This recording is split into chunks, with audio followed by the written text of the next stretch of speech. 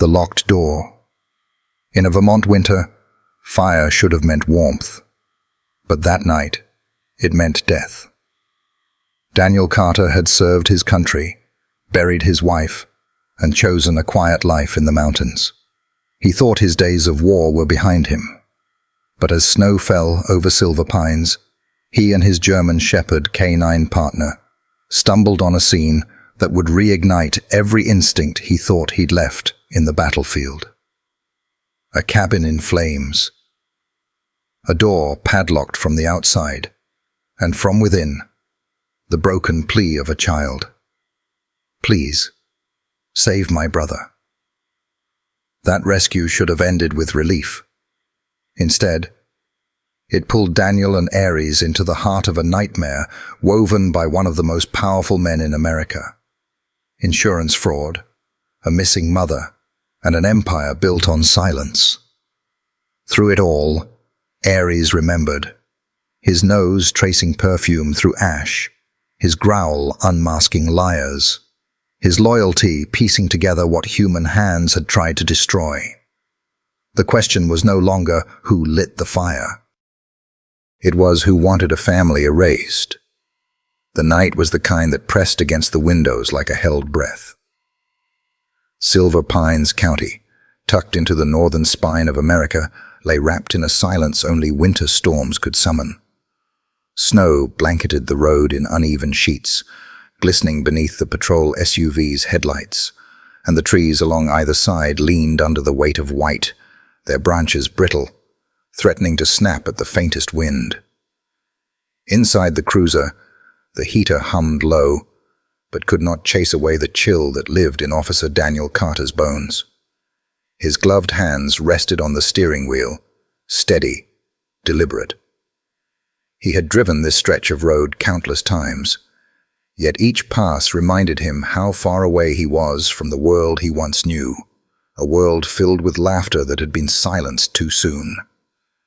Daniel was 39, his frame still bearing the soldier's posture he had carried through 2 tours overseas. Broad shoulders, a jawline cut sharp, as if shaped from granite, and eyes that had grown older than his years. They had once been quick to soften when his wife smiled, but she had been gone 2 winters now, taken by cancer that neither his training nor his strength could fight. Her absence lived in him like a hollow chamber, a place no duty could fill. He had buried himself in work, traded a life of war zones for small-town policing, seeking quiet. But even in quiet, shadows lingered. Beside him, resting with poised tension in the passenger seat, sat Aries. The German Shepherd was 7, his black and tan coat brushed with threads of grey around the muzzle, eyes bright amber and alive with intelligence. A faint scar cut across his left flank, a mark of battles past, both seen and unseen. He was more than a dog. He was a sentinel, breathing in rhythm with the man at his side. They needed no words. Aries shifted slightly, his gaze flicking toward Daniel, as though to remind him he was not alone. Daniel glanced back briefly, a corner of his mouth twitching in something close to gratitude. In the reflection of the windshield, man and dog looked like 2 sentries carved against the wilderness, bound by something beyond command, bound by shared solitude. The radio crackled with static, then fell quiet again. Midnight in Silver Pines was often uneventful. That was why Daniel had chosen it. Miles of dark roads, shuttered cabins under snow, a landscape that asked little of him except presence. Yet he knew better than most that stillness was fragile. The army had taught him how quickly silence could fracture, how 1 second could shift the world. His mind wandered as the SUV rolled forward, headlights sweeping across wooden fences, half buried in drifts. He remembered holding his wife's hand during her final breath, the way her fingers had tightened as though she feared letting go. He remembered her whisper, "Keep moving forward, Daniel." But grief was a tricky weight. It didn't disappear. It only shifted, sometimes resting heavier on days like this. Aries stirred, ears pricking at a sound Daniel hadn't yet heard. The dog's instincts were always faster, sharper. Daniel slowed the vehicle, listening. Nothing but wind brushing snow against glass, yet Aries kept watching, nose twitching, muscles taut beneath his thick fur. Daniel let the SUV coast and finally stopped at the shoulder. "Easy," he murmured, his voice rough from disuse. Talking aloud felt strange when most of his nights passed in silence. But Aries tilted his head, listening as though he understood. Maybe he did. Daniel had long believed dogs heard more than sound. They caught fragments of the heart. The patrol lights washed the snow in pale blue and red, painting the trees like frozen sentinels. Daniel leaned back in his seat, exhaling. He wondered sometimes what people saw when they looked at him now. A man still in uniform, yet hollow behind the badge. Or simply a widower filling his nights with duty because he feared the quiet of his own house. Aries shifted closer, pressing his shoulder against Daniel's arm. That small gesture pulled Daniel from his thoughts. He reached out, fingers brushing the shepherd's neck, feeling the warmth of life pulsing beneath fur. Aries sighed softly, a sound of trust, and rested his head on Daniel's leg. It wasn't affection in the ordinary sense. It was acknowledgement. "I'm here. You're not carrying this road alone." The snow began to fall harder, small flurries scattering like ash in the beams of the headlights. The road stretched endlessly ahead, yet Daniel felt the weight of inevitability pressing in. Nights like these rarely remained calm. He had learned to recognize the charge in the air, the sense that something waited just beyond sight. He adjusted the mirror, scanning the forest line. Trees crowded the edges, their trunks like blackened ribs against the snow. Somewhere deep among them, an owl called, low and mournful. Aries lifted his head again, ears swiveling. He gave a low whine, almost imperceptible, but Daniel heard it. He knew his partner well enough. Something unsettled him. "You smell something?" Daniel asked, his tone gentler now. The shepherd's gaze met his, steady, unblinking. Then Aries looked forward again, as if insisting Daniel keep going. The SUV crept back onto the road. Daniel tightened his grip on the wheel, focus sharpening. His soldier's instincts, long buried under routine patrols and paperwork, stirred awake. He could almost feel the thrum of adrenaline waiting in his blood, though no clear threat had yet appeared. Snow swirled harder, curtain thick, making the world shrink to a tunnel of light. Daniel drove carefully, eyes narrowing against the storm's veil. His mind kept circling back to his wife's words, "Keep moving forward." Aries shifted again, posture rigid, and Daniel realized this night was about to test both man and dog in ways they couldn't foresee. As the cruiser wound deeper into silver pines, the silence of winter carried a strange undercurrent. Somewhere beyond the trees, beyond the snow, something was breaking the peace. Daniel didn't know what yet, but Aries did. The shepherd's body leaned slightly forward, tail stiff, a low growl rumbling deep in his chest. Daniel glanced sideways. His pulse quickened, not from fear, but recognition. He had seen this before, overseas, when dogs sensed minds buried beneath dirt, when silence was seconds away from being shattered by violence. He slowed the vehicle again, the tires crunching over icy gravel. "All right, partner," he whispered. "Let's see what's waiting for us." The storm outside thickened, swallowing the world in white. And in that hush, with only Ares at his side, Daniel felt the fragile balance between quiet and chaos begin to tilt. The patrol was no longer routine. It had just become the first step into fire. The road narrowed as Daniel guided the cruiser deeper into the backcountry, the storm pressing harder with each mile. Snow fell in uneven gusts, sometimes drifting lazily, sometimes whipping sideways as if the sky itself couldn't make up its mind. The windshield wipers kept a steady rhythm, pushing away white that never seemed to end. For a long stretch, there was nothing. Only the hiss of snow beneath the tires and the occasional creak of trees bowing against the wind. Then, Ares stiffened. His ears pricked high, his head snapping toward the right, toward the dense black curtain of forest that lined the road. Daniel followed his gaze, his eyes narrowing. At first, he thought it was another play of shadows, the kind that snowstorms love to conjure.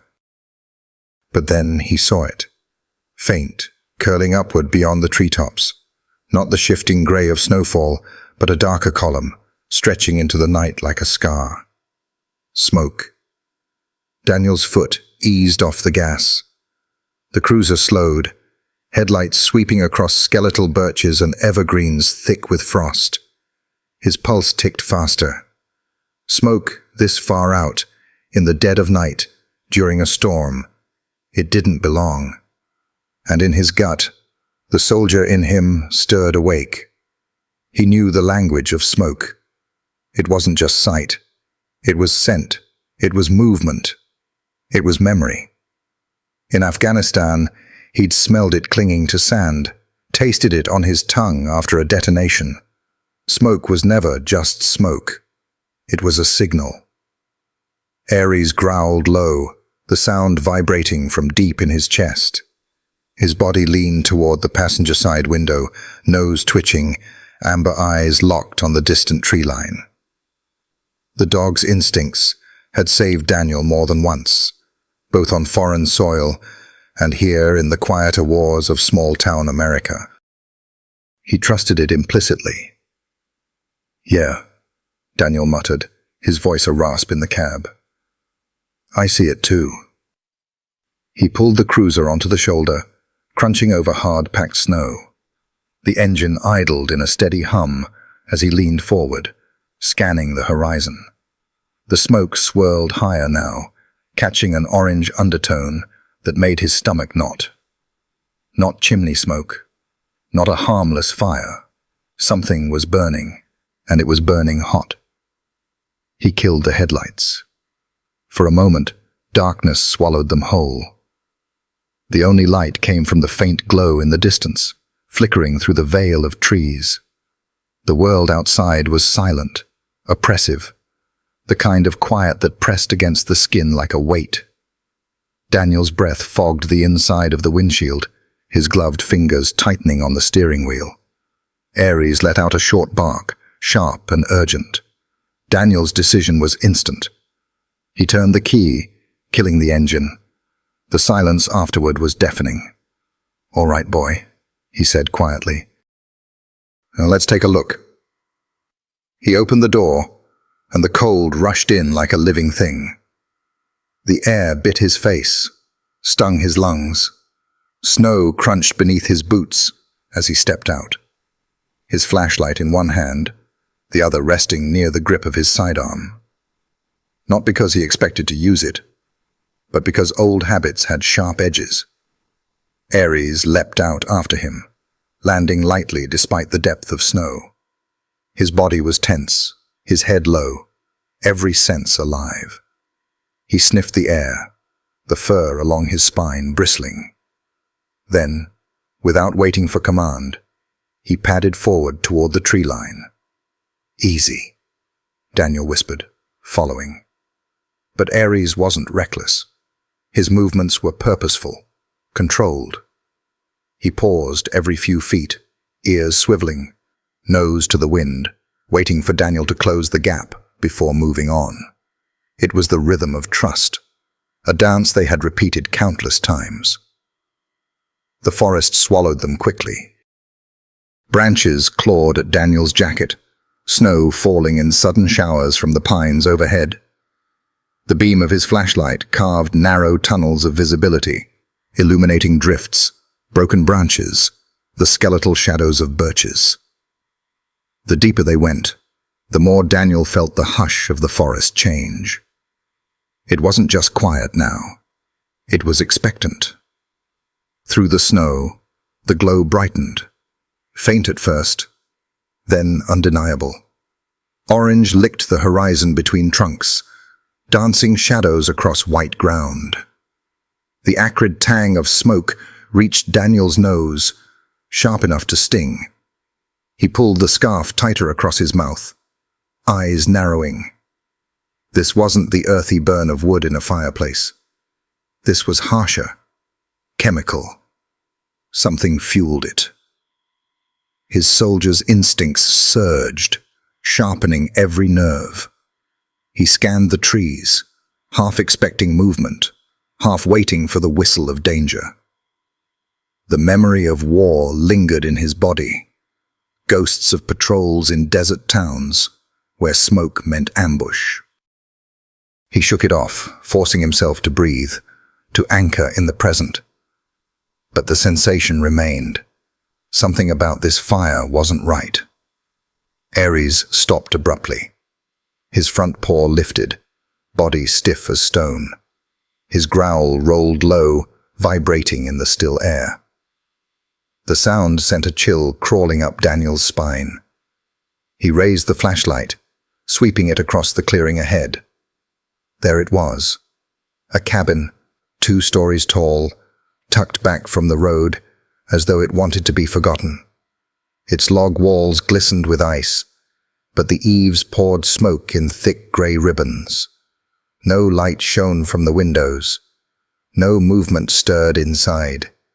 Yet the flames licked the night, their glow reflecting against snow like hellfire on white canvas. Daniel's jaw tightened. He called it in, his voice steady despite the unease building in his chest. "Dispatch. This is Carter. Got a structure fire on the North Ridge, near Huntley Pines. No visible occupants yet. Requesting fire and medical units ASAP." The reply crackled, thin and weary. "Copy, Carter. Closest units are 12 minutes out." 12 minutes. A lifetime in a fire. Daniel lowered the radio, his breath visible in the freezing air. Ares barked once, sharp, then lunged forward, pulling against the leash.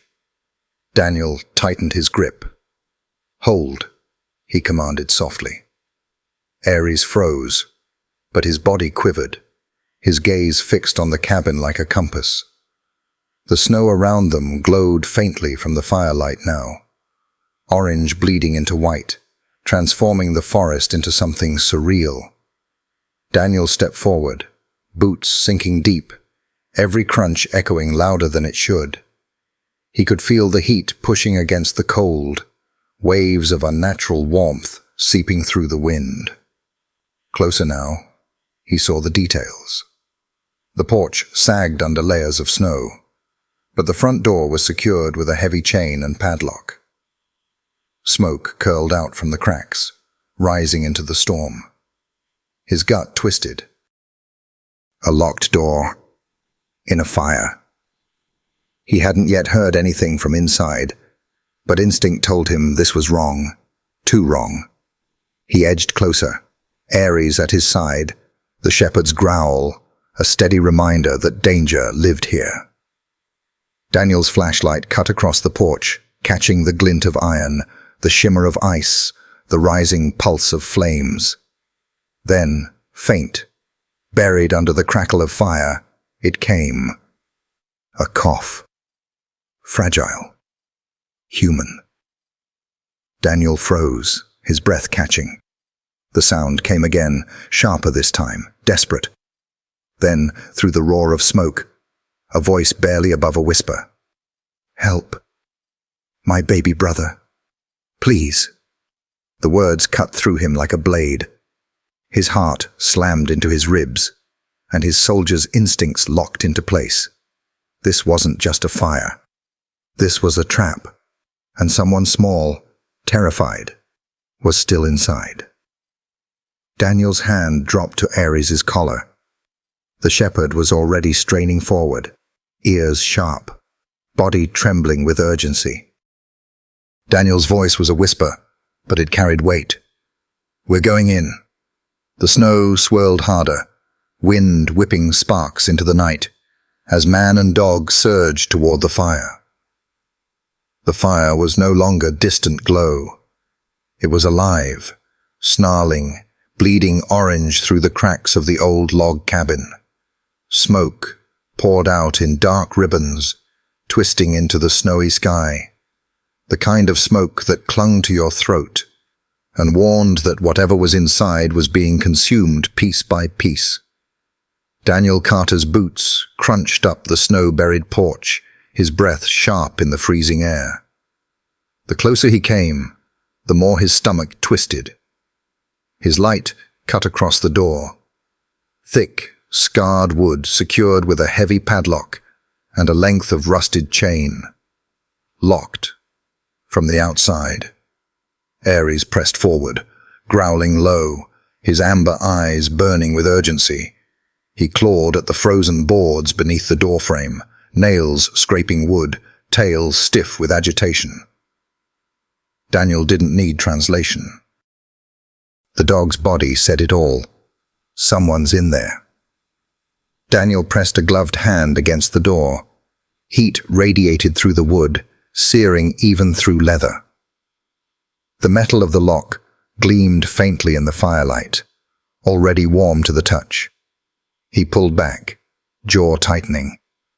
No sane reason existed for a house fire and a chained door, unless the goal wasn't to keep people out, but to keep someone in.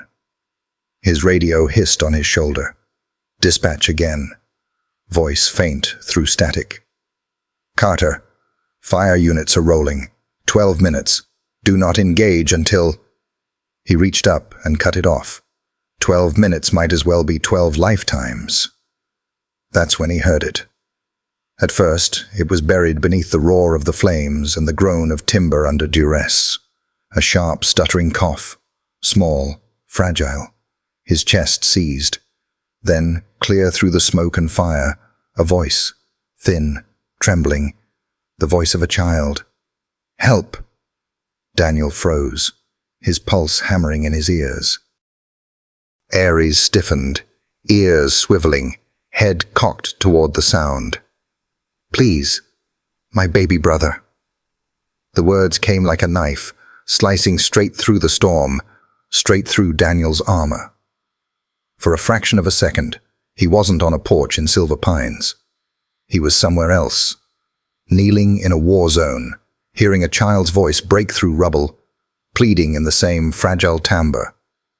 He blinked it away, jaw clenching, focus snapping back to now. "Hold on!" he shouted, his voice raw, desperate to carry through the smoke. "I'm coming for you!" No answer followed. Only the fire, snapping louder, hungrier, as though it resented the promise he had just made. Ares barked suddenly, sharp and commanding. He lunged at the chain, teeth snapping on iron, tugging violently, growling as if he could will it to break. Sparks spit from the doorframe, flames licking higher above the eaves. Daniel dropped to one knee, examining the lock. He could try shooting it, but the risk of ricochet or of igniting whatever accelerant was inside was too high. He flexed his hands, scanning the porch for leverage, options narrowing by the second. The cough came again, weaker this time, a sound no man could ignore. His chest ached, and not just from the smoke curling through the cracks. He thought of his wife again, the way her hand had tightened around his during her final breath. Keep moving forward. The words hit him like a command now. He wasn't about to stand idle while 2 children burned alive on the other side of this door. Daniel's eyes swept the porch. A loose iron poker leaned against a woodpile, half buried in snow. He grabbed it, jammed the curved end into the chain, and heaved. The metal groaned, resistant. His muscles burned as he forced the bar, teeth gritted, breath steaming in the night air. Beside him, Ares tugged again at the lock, growling furiously, as if determined to break it himself if Daniel faltered. Snowflakes melted instantly as they touched the door's surface, hissing into steam. Finally, with a metallic shriek, the chain slipped, clattering to the porch like a severed serpent. The padlock dropped, bouncing once before disappearing into the snow. The moment it fell, the fire seemed to roar louder, as though enraged at the breach. Daniel braced himself, hand on the doorframe, the wood trembling against his palm. Ares was already in position, muscles coiled like springs, waiting for the signal. Inside, the child's voice came one last time, so faint Daniel almost thought he imagined it. "Hurry." Daniel swallowed hard, every nerve burning with adrenaline. His eyes locked with Ares's, man and dog understanding without a word spoken. The shepherd's tail flicked once, readiness, determination, loyalty distilled into a single gesture. "On me," Daniel whispered. And with a kick that reverberated through his entire body, Daniel slammed his boot into the door. It shuddered, but held. He kicked again, harder. The flames inside howled, the glow seeping wider through cracks. Smoke blasted outward with every strike, curling into the storm. Third kick. The door splintered. Fourth, and the frame cracked open. Flames spilling like demons set loose. The heat hit like a wave, searing his face, clawing into his lungs. He coughed, choking on the sudden flood of smoke, eyes stinging. But he didn't hesitate. He couldn't. Behind him, the world was cold, snow, safety. Ahead, fire, choking darkness, the unknown. But somewhere inside that inferno, 2 children waited. And Daniel Carter had already decided. He gripped the edge of the broken door, yanked it wide. Ares lunged forward, swallowed immediately by smoke, barking sharp and urgent, guiding the way. Daniel pulled his scarf tighter over his mouth and plunged after him. The flames swallowed them both. The door gave way with a thunderous crack, and the fire swallowed them whole. Heat slammed into Daniel like a living fist, searing across his face and hands, despite the gloves and scarf. The air was a furnace, every breath thick with poison. Smoke curled in oily black tendrils, invading his lungs before he could brace himself. He coughed hard, eyes watering, blinking against the sting. Beside him, Ares charged forward into the inferno without hesitation. His dark coat glowed in flashes from the firelight, muscles taut, barking sharp and urgent as if daring the flames to challenge him. His silhouette vanished almost instantly in the haze. Daniel pressed his shoulder against the doorway, forcing himself through. The world inside was chaos. Walls moaned under strain, beams above them groaned, splinters of burning timber snapping like rifle cracks. Glass shattered in the distance, popping under the heat's relentless assault. The cabin wasn't just burning, it was collapsing. "Stay close," he barked, his voice muffled, already rasping against the thick air. He swept his flashlight across the kitchen. What had once been rustic charm, wooden counters, copper pans, was now a distorted nightmare. Flames danced along the edges of cabinets, eating greedily at anything dry. Smoke clung low, choking, swirling in angry eddies around his boots. The smell was unbearable. Wood, paint, something synthetic melting into the fire, acrid and sharp. Ares barked again, further ahead, the sound bouncing off the narrow hallway. It was his compass now, his anchor in the chaos. Daniel moved fast, crouching low, jacket pulled over his mouth. His soldier's instincts surged. The same body that once dragged wounded comrades from burning vehicles now carried him forward. Every nerve screamed at him to retreat, but he pushed deeper. He could hear the fire chewing at the walls, tearing into the cabin with unrelenting hunger. Above, a beam cracked with a deafening groan. Instinct made him drop just as it splintered free, crashing down across the hallway where he had stood seconds before. Sparks exploded in a shower, ash raining over him. The ground trembled. "Damn it," he muttered, heart hammering. His hand tightened on the flashlight, his other hand brushing the grip of his pistol as if it could do anything against fire. It couldn't.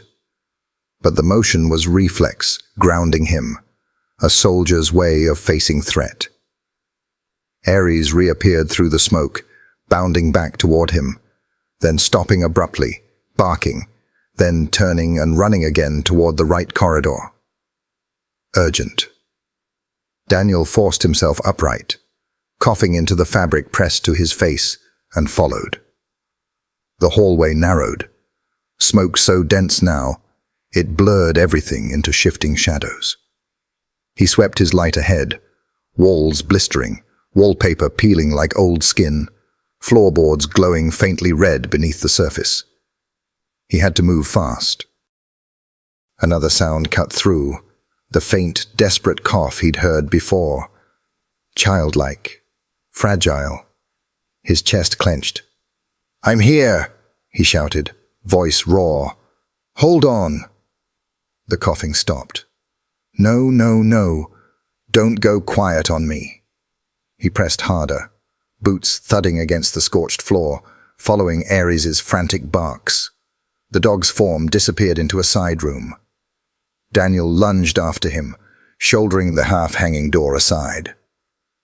Heat hit him like a second wall, but he stumbled through, sweeping the light desperately. The beam cut across a small room, a bedroom, though stripped bare. No toys, no photos, nothing that said, home. Just scorched walls, peeling paint, and in the far corner, a shape. Tiny. A little girl, crouched low, her blonde hair matted with ash, her face streaked with soot. She clutched a bundle to her chest, wrapped in an oversized coat, trembling as the fire raged around her. Her eyes were wide, blue glass reflecting terror. Yet she didn't cry. She just stared, frozen, as though any sound might call the fire closer. Ares was already there, pressing against her side, curling his body protectively around the bundle. His nose nudged it gently. A weak cry followed from within the coat, an infant's cry, thin and broken. Daniel's breath caught a sharp ache in his chest. 2 children, alone, trapped, locked in. He dropped to one knee, forcing his voice steady, though his lungs screamed for air. Hey, sweetheart. My name's Daniel. I'm here to help you, okay?" The girl flinched at his words, clutching the infant tighter. Her lips parted, trembling. "Mom said, don't move. Don't make noise." His throat tightened. Her voice was barely more than a whisper, cracked with smoke, trembling with obedience to an order given in desperation. Daniel nodded slowly, keeping his movements measured, steady. "I know.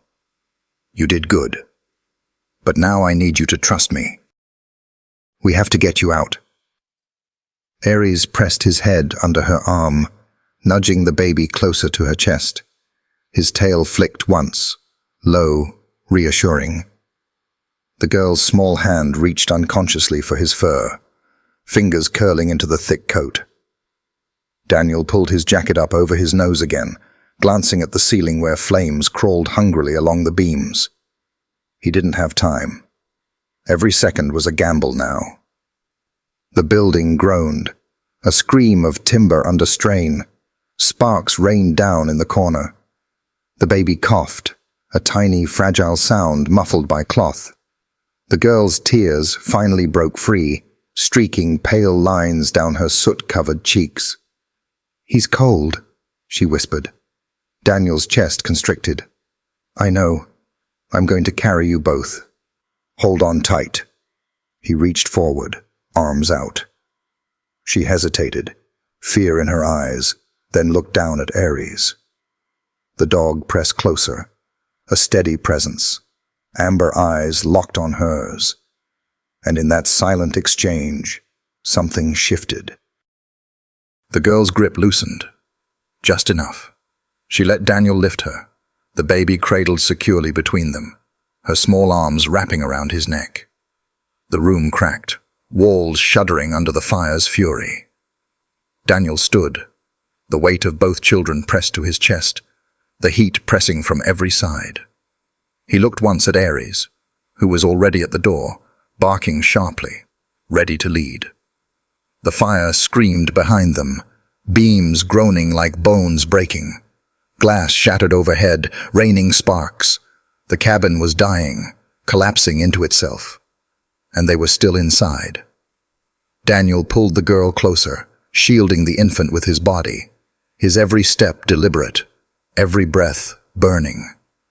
Ares darted ahead, his barking a beacon through the smoke, guiding them back toward the way they came.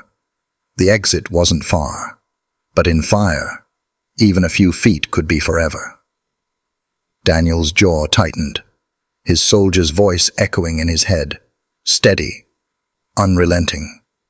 Keep moving forward. And he did. Into the smoke, into the fire, because 2 small lives depended on it. The smoke thickened until every breath was like inhaling knives. Daniel staggered through the haze, his flashlight beam cutting fractured tunnels of light into the choking dark. The air boiled against his skin. Each step forward felt like wading into a furnace, but he forced himself on, because ahead, somewhere just ahead, 2 small lives were waiting. Ares's bark cut through the chaos, sharp and insistent, guiding him to the far corner of the blackened room. Daniel followed the sound, boots sinking into ash that crunched like brittle bones beneath him. He swept his light across the charred walls, then froze. There, crouched low against the corner, nearly swallowed by shadow, was a little girl, no older than 7. Her hair, once a bright blonde, was now matted with soot, strands sticking to her tear-streaked face. Her cheeks were grey with ash, lips trembling blue from cold and fear. And in her thin arms, she clutched a bundle wrapped in an old coat, holding it with a desperation that made Daniel's chest ache. The bundle moved. A soft cry broke through, weak and broken. A baby. For a moment, Daniel's heart slammed so hard against his ribs, he thought it might split him open. 2 children, alone, locked in. Jesus! His voice cracked, barely audible over the roar of flames. Ares was already there. The shepherd had pressed close to the girl, curling his strong body protectively around both children, as if shielding them from the fire itself.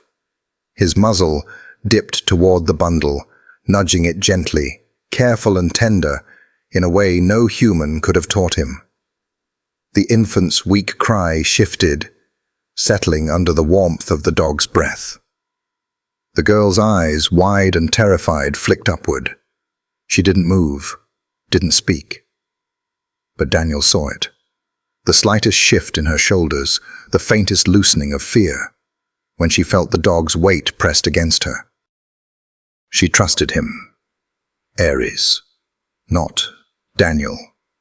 Not yet. Daniel dropped to his knees, ignoring the pain of heat searing through his trousers. He pulled the scarf tighter over his mouth, tried to steady his voice against the rasp of smoke. "Hey," he called gently, careful not to startle her. "Hey, sweetheart. My name's Daniel. I'm here to help you." The girl only shook her head, clutching the infant tighter. Her small body trembled, every muscle taut with terror. Daniel's gaze softened. He knew that look. He'd seen it in war zones, in children who had lost everything, who clung to silence because they believed silence might save them. She wasn't just afraid of the fire. She was afraid of him, of the world, of everything. He looked at Aries, who had already pressed his head beneath the girl's arm, amber eyes fixed on hers.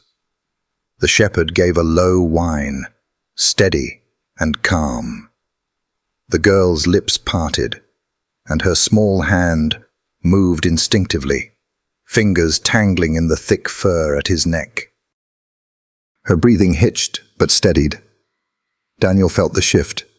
Trust had been given, but not to him, to Aries, and that was enough. "You're doing so good," Daniel said softly, edging closer. "You held on. You kept your brother safe. You're the bravest girl I've ever seen." Her eyes flicked to him, uncertain, searching his soot-streaked face. Then her voice came, small, cracked, trembling. "Mom said, don't move, don't make noise." His chest tightened. Even here, even choking in smoke, she had obeyed her mother's last desperate command. Obedience was survival. Daniel nodded slowly, lowering his flashlight so its harsh beam wouldn't blind her. "And you listened. You did exactly what she told you. That's why you're alive. But now we have to move, okay? We can't stay here." The baby stirred in her arms, a tiny cough escaping from under the coat. The girl's tears spilled freely now, streaking pale lines down her ash-coated cheeks. "He's cold," she whispered, her voice breaking. Aries leaned closer, pressing his muzzle against the baby again, his breath warming the fragile bundle. His body curved protectively, blocking the draft of smoke and sparks. Daniel had seen dogs save men on battlefields, but this was different. This was instinct laced with love. Daniel swallowed hard, forcing steadiness into his voice. "What's your name, sweetheart?" "Emily." He let the name rest in the air, a fragile tether. "And that's your brother?" She nodded, clutching tighter. "Noah." Daniel reached out slowly, every motion deliberate. "Emily, we're going to get Noah warm. We're going to get you both out of here. I promise. But I need you to let me carry you, okay?" Her small hands tightened, fear sparking in her eyes again. She looked at Daniel, then back to Aries. The shepherd shifted, brushing his head against her cheek, his tail sweeping low once, reassuring. Emily let out a shaky breath. Then, slowly, she nodded. Daniel's throat ached as relief washed through him. He reached forward, hands steady, gently easing the baby's fragile weight into his arm. The infant's skin was icy, even through the coat, his breaths shallow. Daniel passed him back carefully, tucking him close against Emily's chest again. "Hold him close, just like you have been. Don't let go." Emily nodded again, tighter this time, clutching her brother with fierce determination. Daniel slid one arm beneath her knees, the other around her back, lifting both children into his embrace. The weight was almost nothing, terrifying in its lightness. He could feel the tremble of Emily's body against his chest, the fragile flutter of the infant's breath. Aries barked once, sharp, then moved to the doorway, tail high, posture rigid, ready to lead them back through the fire. Daniel looked down at Emily. Her face was pressed against his soot-covered jacket, but her eyes never left Aries. It wasn't him she trusted to get them out. It was the dog, and Daniel didn't mind. Trust was trust, wherever it landed. The cabin groaned around them, a thunder of breaking wood. Sparks showered from the ceiling. The fire was winning. Daniel tightened his hold on the children, nodding to Aries. "Take us home, boy." The shepherd leapt into the smoke, barking to cut a path. Daniel followed, lungs burning, eyes stinging, carrying the two small lives pressed against him. They had been found. Now they had to survive. The cabin groaned like a dying beast, every wall and beam surrendering to fire. Heat pressed against Daniel from all sides as he clutched the children tighter, Emily's arms clinging around his neck, the infant's shallow breaths warm against his chest. Aries barked ahead, body low but determined, weaving through the smoke, each sound a beacon guiding them forward. Daniel's lungs screamed with every inhale. The scarf over his mouth was soaked with ash, nearly useless now. But he didn't slow. There was no time left. Flames clawed down the hallway, devouring wood in seconds, licking toward them with greedy hunger. "Stay with me," Daniel muttered, voice raw. "Stay with me." Emily's head pressed tighter into his shoulder, silent except for the tiny tremor of her body. Her grip around Noah was fierce, unyielding, her small hands locked in desperate protection. He felt the shudder of her breath, but she didn't cry. Not a sound. Daniel knew that silence well. It was the silence of children who had been taught that making noise meant danger. A beam cracked above them. The sound was deafening, like a rifle shot splitting the air. Daniel jerked his head up just in time to see it splinter, fire racing along its length. He lunged forward, muscles burning, and threw his body through the hallway. The beam crashed behind them, a storm of sparks erupting, heat searing the back of his neck. Aries barked sharply, spinning back, hackles raised, as if daring the fire to come closer. Daniel stumbled to a stop, chest heaving, his arms tightening around the children. For a moment, the hallway behind them was gone, buried under burning timber. Retreat was no longer an option, only forward. "Go, boy," Daniel rasped.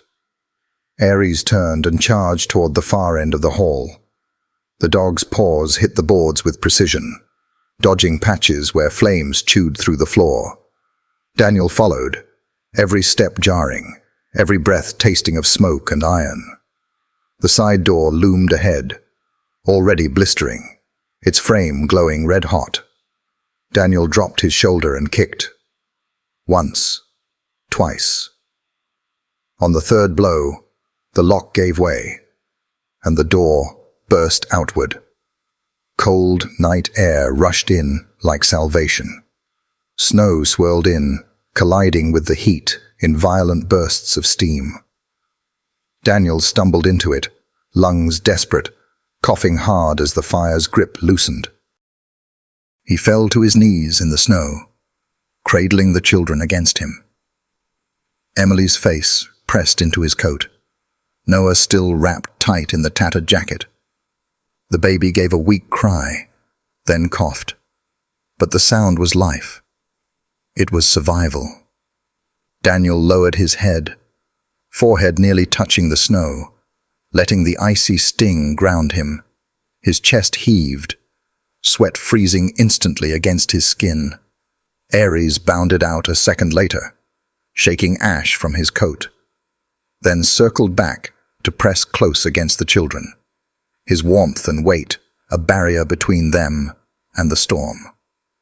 For a long, fragile moment, there was only the sound of fire roaring behind them and the distant echo of sirens threading through the night. Then Emily's voice came, soft, trembling, but clear. "They locked the door." Daniel's head snapped up. He looked down at her, eyes wide. Her small face was streaked with soot, her eyes glassy and unfocused. "What did you say?" he asked gently, though his pulse had already begun to race.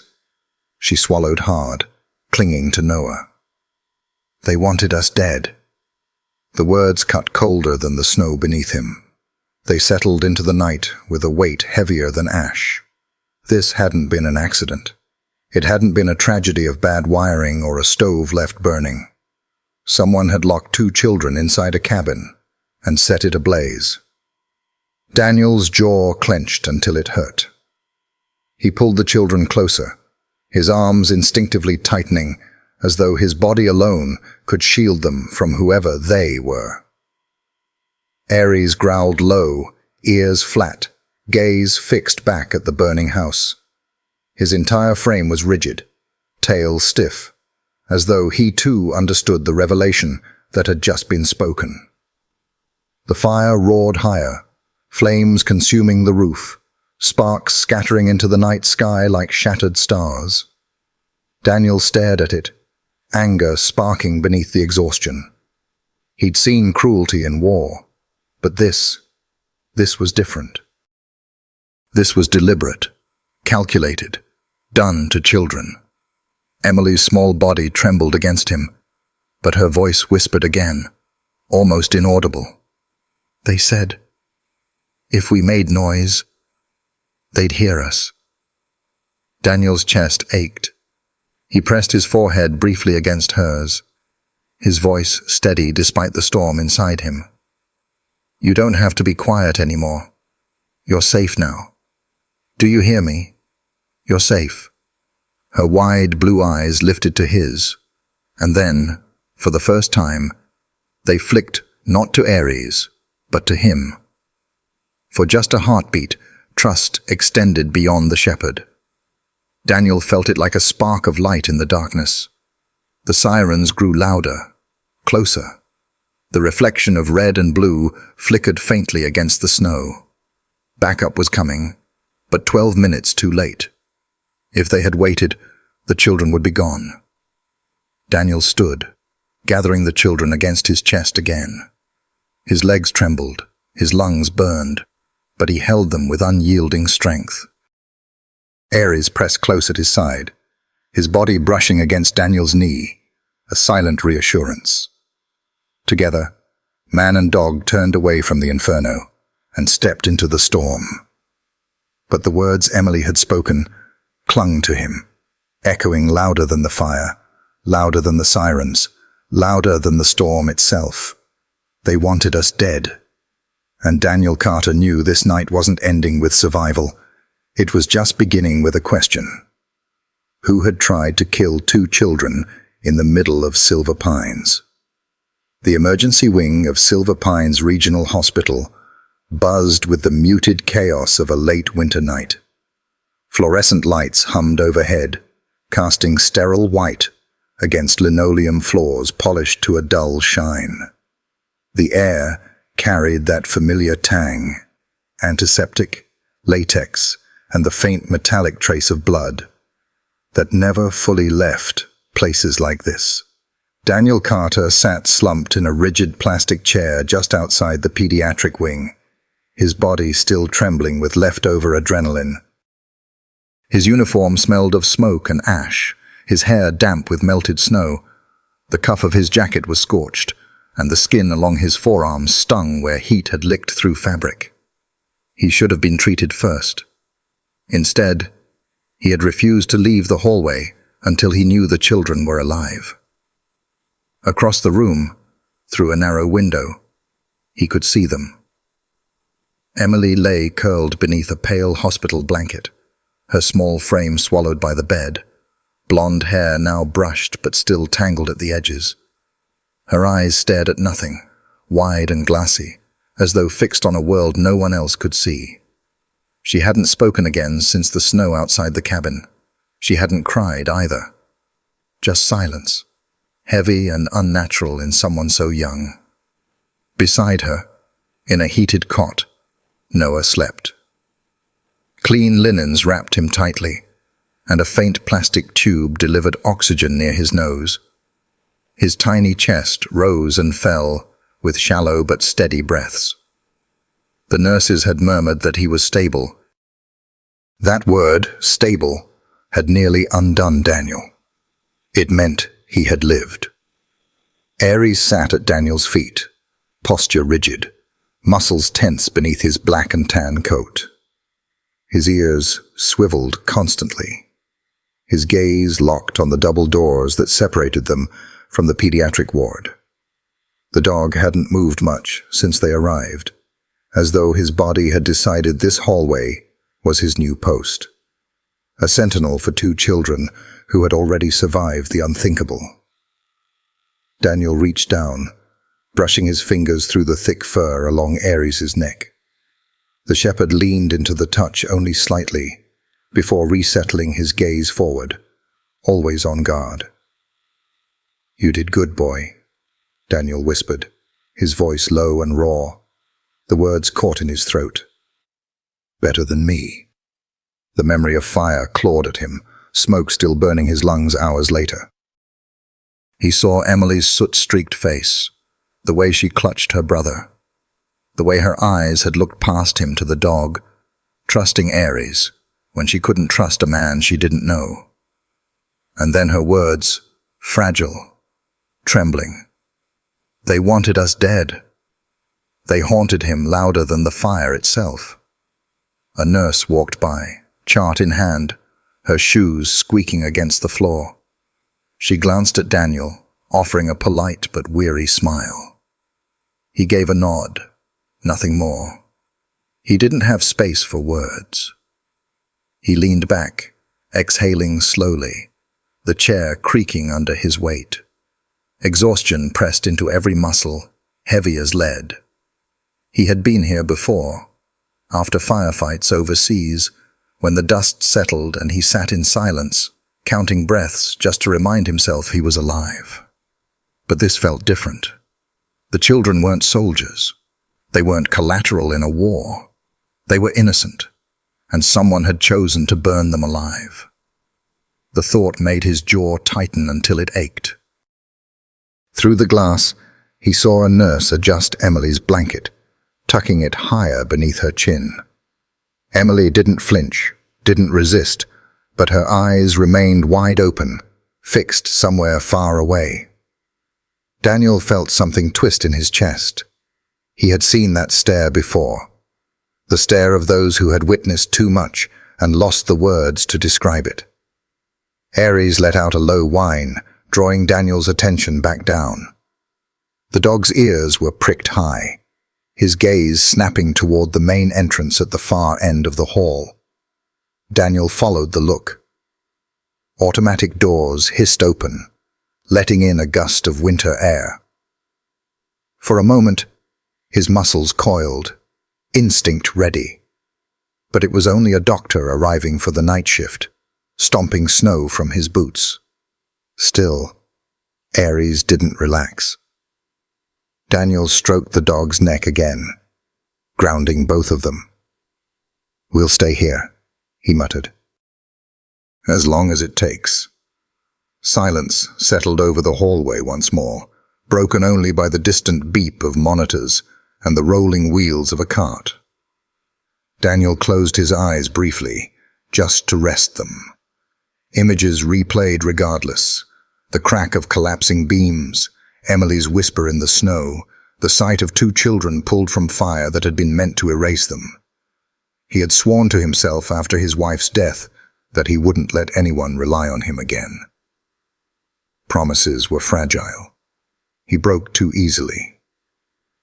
But tonight, as the storm raged outside, and 2 children slept only because he and Ares had walked into fire, Daniel realized something. Whether he wanted it or not, they already did. He opened his eyes again. Emily had shifted slightly, her hand reaching unconsciously for the edge of the bed where Ares's shadow fell through the glass.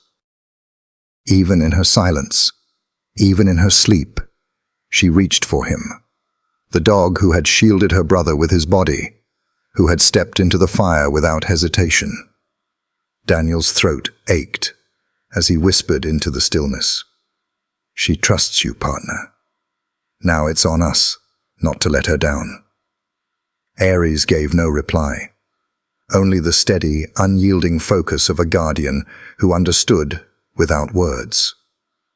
And in that sterile hallway, beneath the hum of fluorescent lights and the weight of exhaustion, Daniel Carter made a quiet vow. He would not walk away. Not until he knew who had chained 2 children inside a house of fire. And why? Because some truths were worse than flames. The hallway had grown so quiet that even the hum of the fluorescent lights sounded intrusive. Daniel sat forward in his chair, elbows on his knees, eyes fixed on the glass window where Emily and Noah lay. Ares hadn't shifted in nearly an hour, his golden eyes locked on the same door, his body taut, every muscle speaking vigilance. Then the silence broke. The automatic doors at the far end of the corridor slid open with a soft chime. A gust of winter air swept in, sharp and biting, carrying the faint scent of snow and cold leather. Daniel straightened. Ares's head snapped up immediately, ears pricked, nostrils flaring. A man stepped through. He was in his mid-50s, tall and lean, wrapped in a wool overcoat, the color of midnight. A neatly trimmed salt and pepper beard framed a face marked by fine lines. Not the weathered kind born from labor, but the polished creases of someone accustomed to privilege. His gloves were leather, his shoes polished to a quiet gleam, though flecked with fresh snow. His movements carried the calm confidence of someone who expected authority to be assumed the moment he entered a room. His eyes, however, restless, scanning, calculating. Daniel rose slowly from his chair, his instincts tightening like wire. He didn't say a word, but his body shifted slightly, placing himself between the man and the children's door. The stranger's voice came smooth, practiced, with just enough weight to sound convincing. "I'm looking for my niece and nephew. I was told they were brought here." "Niece and nephew," Daniel repeated, his tone flat, as if testing the words for flaws. "Yes," the man said. "Emily and Noah. Their last name is Hale." Behind Daniel, Ares stood. The shepherd's entire posture stiffened, hackles bristling along his back. His lips curled just enough to expose the glint of teeth, a low rumble rising from his chest like distant thunder. The sound filled the sterile hallway with primal warning. The man flinched, just slightly, before forcing a nervous chuckle. Quite a temper on him. Daniel's eyes never left the stranger's face. He doesn't growl without reason. The man adjusted his gloves, then slipped a hand inside his coat. Ares's growl deepened instantly, sharp enough to make 2 nurses further down the hall stop mid-step, their eyes darting nervously. Daniel raised a hand, not to calm the dog, but to caution the man. Slowly. The stranger obliged, pulling out a worn leather wallet. He flipped it open with measured precision, revealing a Vermont driver's license. The name printed in bold letters. Marcus Hale. The photograph matched his face, though the smile captured in the laminated square looked thinner, more rehearsed than genuine. "I'm their uncle," Marcus said evenly, extending the wallet just far enough for Daniel to see. I came as soon as I heard. Daniel studied the ID for a long, tense moment. His eyes flicked from the name to the man's face, back to the ID again. Everything looked correct. Too correct. You understand, Daniel said finally, his voice low, that Child Services hasn't cleared any guardianship. Until they arrive, no one sees the children. Marcus tilted his head, a crease forming at the corner of his mouth, part smile, part irritation. Surely, officer. Carter, Daniel supplied. Officer Carter.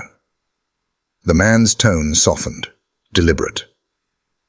You must realize they're family. Children need family, especially after something as traumatic as... He gestured vaguely toward the window, where Emily lay silent in her hospital bed. All of this. Aries barked once, sharp and cutting. The sound reverberated down the hallway, making Emily stir faintly inside her room. Marcus stiffened at the noise, his hand tightening on the strap of the leather satchel slung over his shoulder. Daniel stepped closer, his boots echoing on the linoleum. His voice was steady, final. You'll wait for Child Services. Something flickered across Marcus's face then, a flash of irritation, gone almost as quickly as it appeared. He exhaled slowly, forced another thin smile, and nodded. Of course. I only want what's best for them. Daniel didn't move, didn't soften. He stood there until Marcus shifted, turning toward the visitors' lounge at the far end of the hall. His footsteps echoed softly, too measured, too controlled. Aries never took his eyes off him, growling under his breath, until the man disappeared around the corner. Only then did the dog lower his head slightly, though his body remained rigid, every line of him still braced for threat. Daniel's gaze lingered on the empty stretch of hallway. The ID might have been flawless, the story practiced, but Aries's reaction had spoken louder than any credential. The shepherd didn't growl in the shadows. He didn't bare his teeth for nothing.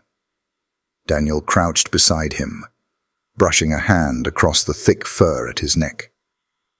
What is it, boy? What did you smell? Aries leaned into him briefly, then turned back toward Emily's room, pressing close to the door, as if reminding Daniel of what was at stake.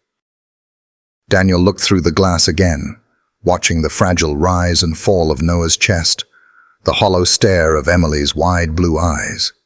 He felt the weight settle in his gut, heavier than before. This wasn't over. The fire, the locked door, Emily's whisper in the snow. And now, a stranger with polished shoes and perfect papers appeared within hours. Coincidence didn't exist in his world. Not in war. Not in policing. Not when children were nearly burned alive. Daniel leaned back against the wall, eyes narrowing, every sense sharpened. Marcus Hale might have shown an ID, but something about him reeked of a man wearing a mask. And if Aries's growl meant what Daniel believed it did, then the children weren't safe yet. Not even here. The visitor's lounge door clicked shut behind Marcus Hale, but the tension he left behind lingered like smoke. The hallway seemed heavier, as if the fluorescent lights had dimmed under the weight of his presence. Daniel stayed on his feet, arms folded across his chest, his eyes fixed on the empty stretch of corridor where the man had disappeared. Aries remained rigid by the pediatric ward door, his ears still pricked, muscles trembling with alertness. Every few seconds he released a low, guttural growl, the kind that lived deep in the chest, primal and certain. Daniel had learned long ago to listen when Aries made that sound. He never growls without reason. Daniel muttered under his breath. A nurse approached hesitantly, her eyes flicking nervously between Daniel and the dog. "Is everything all right, officer?" Daniel gave her a curt nod. "Keep the kids' room locked. No visitors, no exceptions until child services arrive." The nurse swallowed, nodded quickly, and hurried away. Daniel rubbed a hand across his jaw, the roughness of stubble scratching his palm.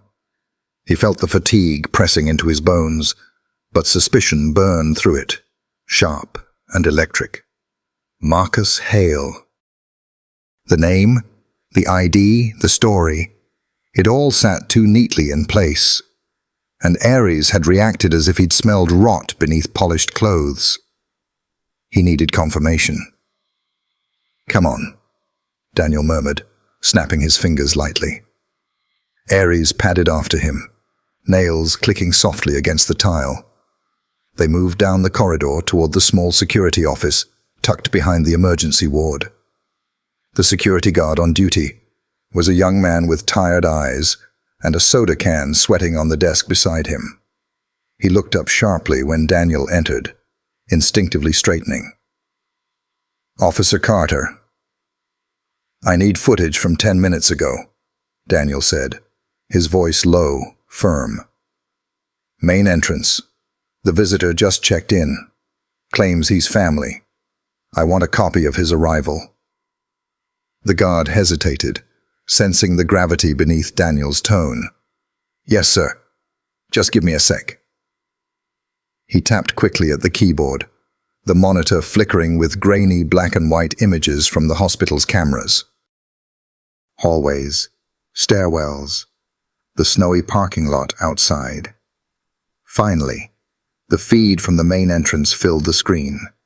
The guard frowned. "That's strange." The video stuttered once, then bled into static. Thick black bands rolled across the screen, freezing, then jumping forward in jagged skips. Daniel leaned closer, his jaw tightening. "Rewind it." The guard tried. The same distortion filled the screen, the timestamp blinking, but unreadable. "This isn't normal," the guard muttered, frustration edging into his voice. "All the other feeds are fine. Just this one." He toggled to the side cameras, crisp, clear. People in scrubs moving through the halls, a janitor mopping near the stairwell. Then back to the main entrance. Garbled, corrupted, as if someone had sliced through that one piece of time with a knife. Daniel stared at the screen, his pulse thudding. He'd seen this before. Not here, not in Silver Pines, but overseas, in safe houses where footage was wiped clean before raids, where someone made sure no evidence lingered. It wasn't an accident. It was erasure. "Timestamp," Daniel said quietly. The guard checked. Between 11:42 and 11:50 p.m. Gone. 8 minutes. Exactly the window Marcus Hale had walked in. Daniel's gaze darkened. "Save what you can, and lock that system down. No one touches it but me." "Yes, sir." He turned and stepped back into the hallway, Ares padding at his side. The shepherd glanced up at him, amber eyes burning, then nudged his hand with a cold nose. Daniel let it rest there a moment, grounding himself. "You were right, weren't you?" he murmured. Ares's ears twitched, body still tense. His growl had subsided, but his posture told the story. He hadn't dismissed the threat. Neither would Daniel. He walked back toward the pediatric ward, boots echoing against tile. Through the glass, Emily was still curled in her bed, her small frame swallowed by the blanket, eyes half open in that hollow, faraway stare. Noah stirred faintly, the cot's monitor beeping a steady rhythm, innocent, fragile, and already carrying scars no one should bear. Daniel leaned against the doorframe, his arms folded. His mind replayed Emily's whisper in the snow. They locked the door. They wanted us dead. Now, the corrupted footage, Marcus Hale's flawless ID, Ares's violent reaction. The pattern wasn't just suspicion. It was shaping into something real. He crouched beside Ares, brushing a hand over the shepherd's back. The fur was warm, bristled with tension. "You've been at this longer than me, haven't you? You've seen things I don't know yet." His voice was quiet, almost reverent. "I'd bet my badge on your instincts over any piece of paper." Ares lowered his head against Daniel's knee, exhaling a heavy sigh, his gaze fixed forward like a soldier keeping watch. Daniel stayed there for a long moment, the hospital quiet stretching around them. He felt the truth hardening inside him, as clear and steady as the snow falling outside. This wasn't over. The fire had been the beginning. Marcus Hale wasn't a grieving uncle. And whoever he was, whatever he wanted, he had come too quickly, too perfectly, into the children's fragile orbit. Daniel rose finally, squaring his shoulders. He turned his eyes back to Emily and Noah, fragile lives suspended in sterile light, and he whispered into the silence, the vow sealing itself into his chest. "No one is taking them, not while I'm breathing." Behind him, Ares growled low once more, a sound not of fear but of promise. And together, man and dog stood guard, two sentinels in a world already closing its jaws. Dawn broke over silver pines, grey light spilling across the forest.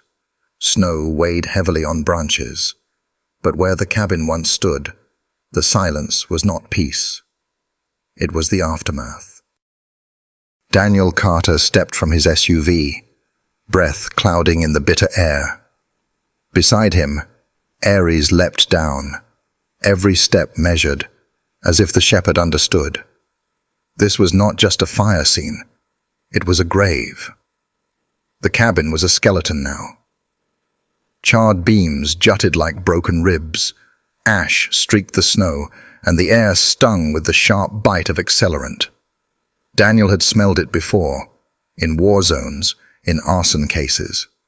This was no accident. Two investigators crouched by the wreckage.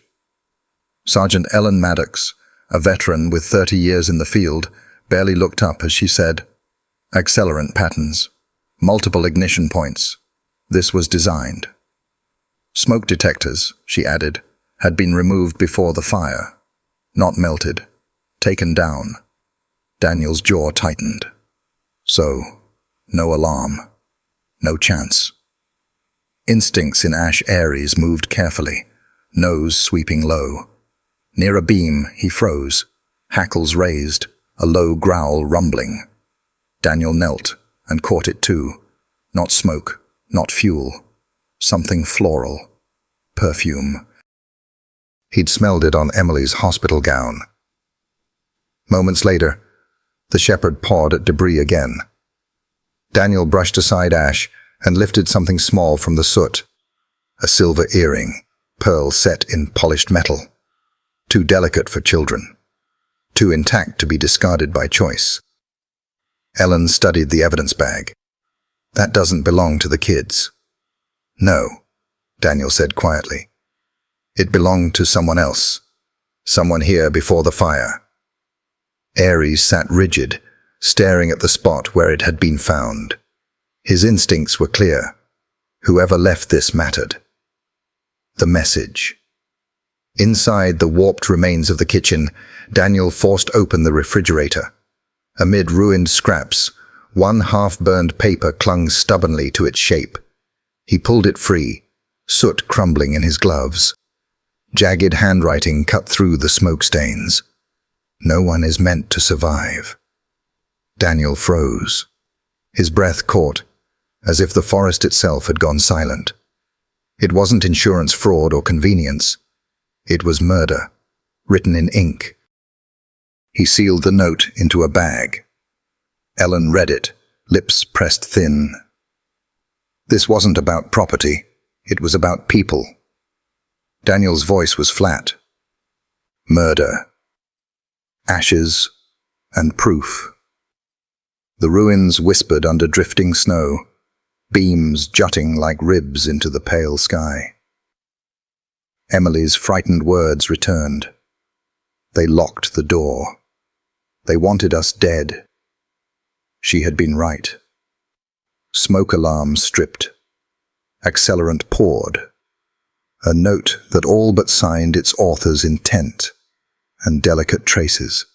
A perfume, an earring, hinting at another presence, perhaps a victim silenced in the flames. Aries stood firm at Daniel's side, amber eyes fixed on the blackened cabin. The shepherd seemed to scent more than ash, as if evil itself left a trace. Daniel laid a steady hand on his neck. You were right from the start, partner. This isn't over. Ellen's case clicked shut. We'll get lab confirmation, but with that note, no question. Someone tried to murder those kids. Daniel looked one last time at the ruins. Snow drifted gently down, trying to bury what had been done here. But fire had not erased everyone. Emily and Noah had survived, because a girl stayed silent. A newborn clung to breath. A shepherd carved a path through flames, and Daniel Carter carried them into the snow. The note was more than evidence. It was a declaration. Someone had tried to erase a family. Daniel intended to answer in kind. The Silver Pines. Sheriff's office wasn't built for investigations like this.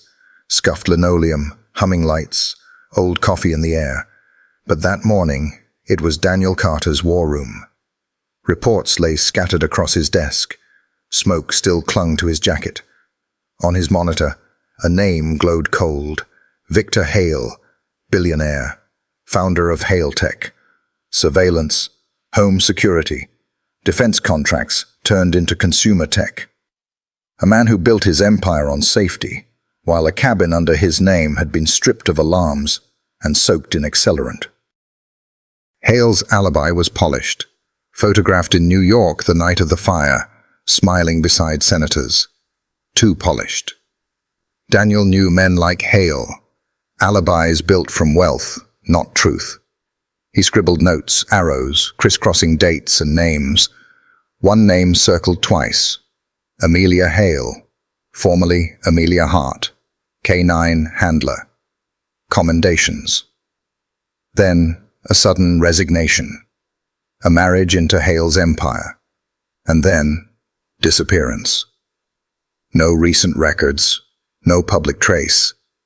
Erased. But Emily's whisper in the hospital echoed. Mom said, "Don't move. Don't make noise."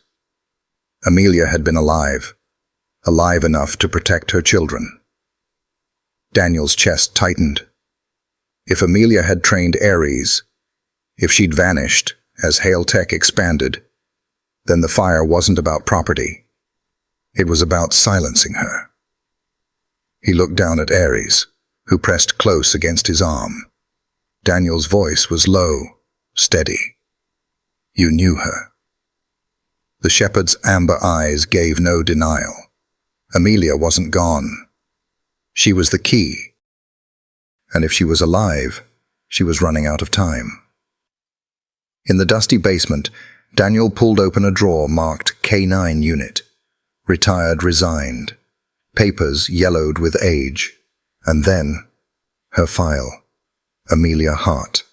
Sharp eyes in her photo. Quiet warmth behind a professional smile. Commendations filled the pages. And then, partner. K9 Ares. Daniel froze, his hand tightening in the shepherd's fur. Reports praised their bond. Ares's unusual protectiveness toward children.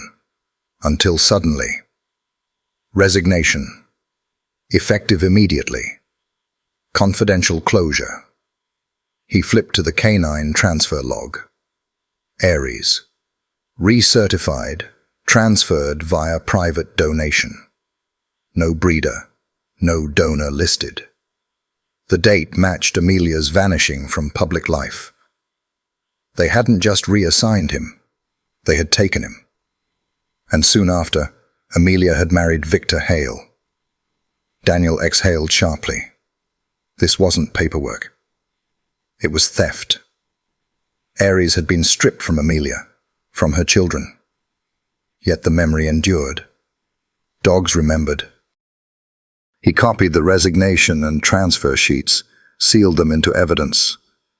Aries pressed his head against Daniel's knee, steady as stone. She was fighting even then, Daniel whispered, and you never forgot her. The hospital snow swept Silver Pines as the pediatric wing stayed hushed. Emily lay curled beneath thin blankets, eyes open but distant. Beside her, Noah slept in a cot, fragile breaths rising and falling. Daniel stood in the doorway, the smell of fire still in his skin. Aries padded forward, lowering himself at the foot of Emily's bed. Slowly, her hand slipped from under the blanket, trembling, then resting against his fur. The dog pressed closer. Her lips moved. He remembers me. Daniel's throat tightened. What did you say, sweetheart? Mommy said he'd always protect us. And he came back. He found us.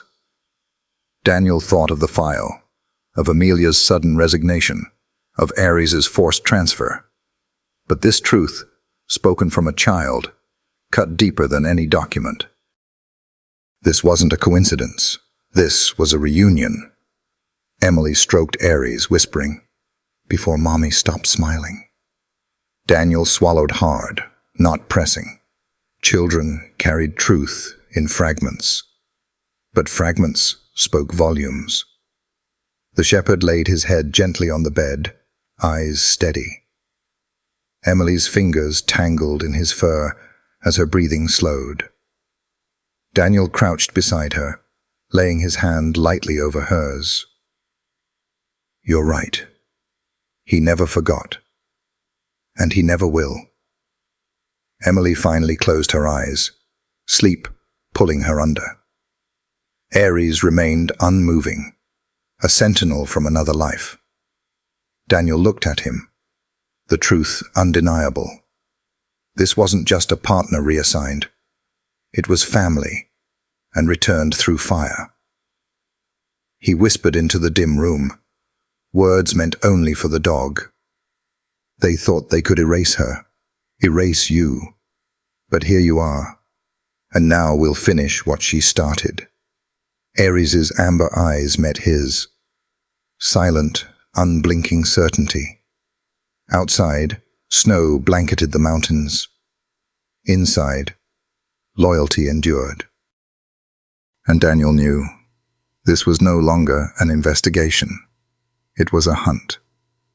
The snow had slowed to a steady drift by late afternoon, muting the world in grey silence. At the Silver Pines precinct, frost feathered across the windows, the storm pressing gently against the glass. Inside, the air carried stale coffee and the shuffle of boots.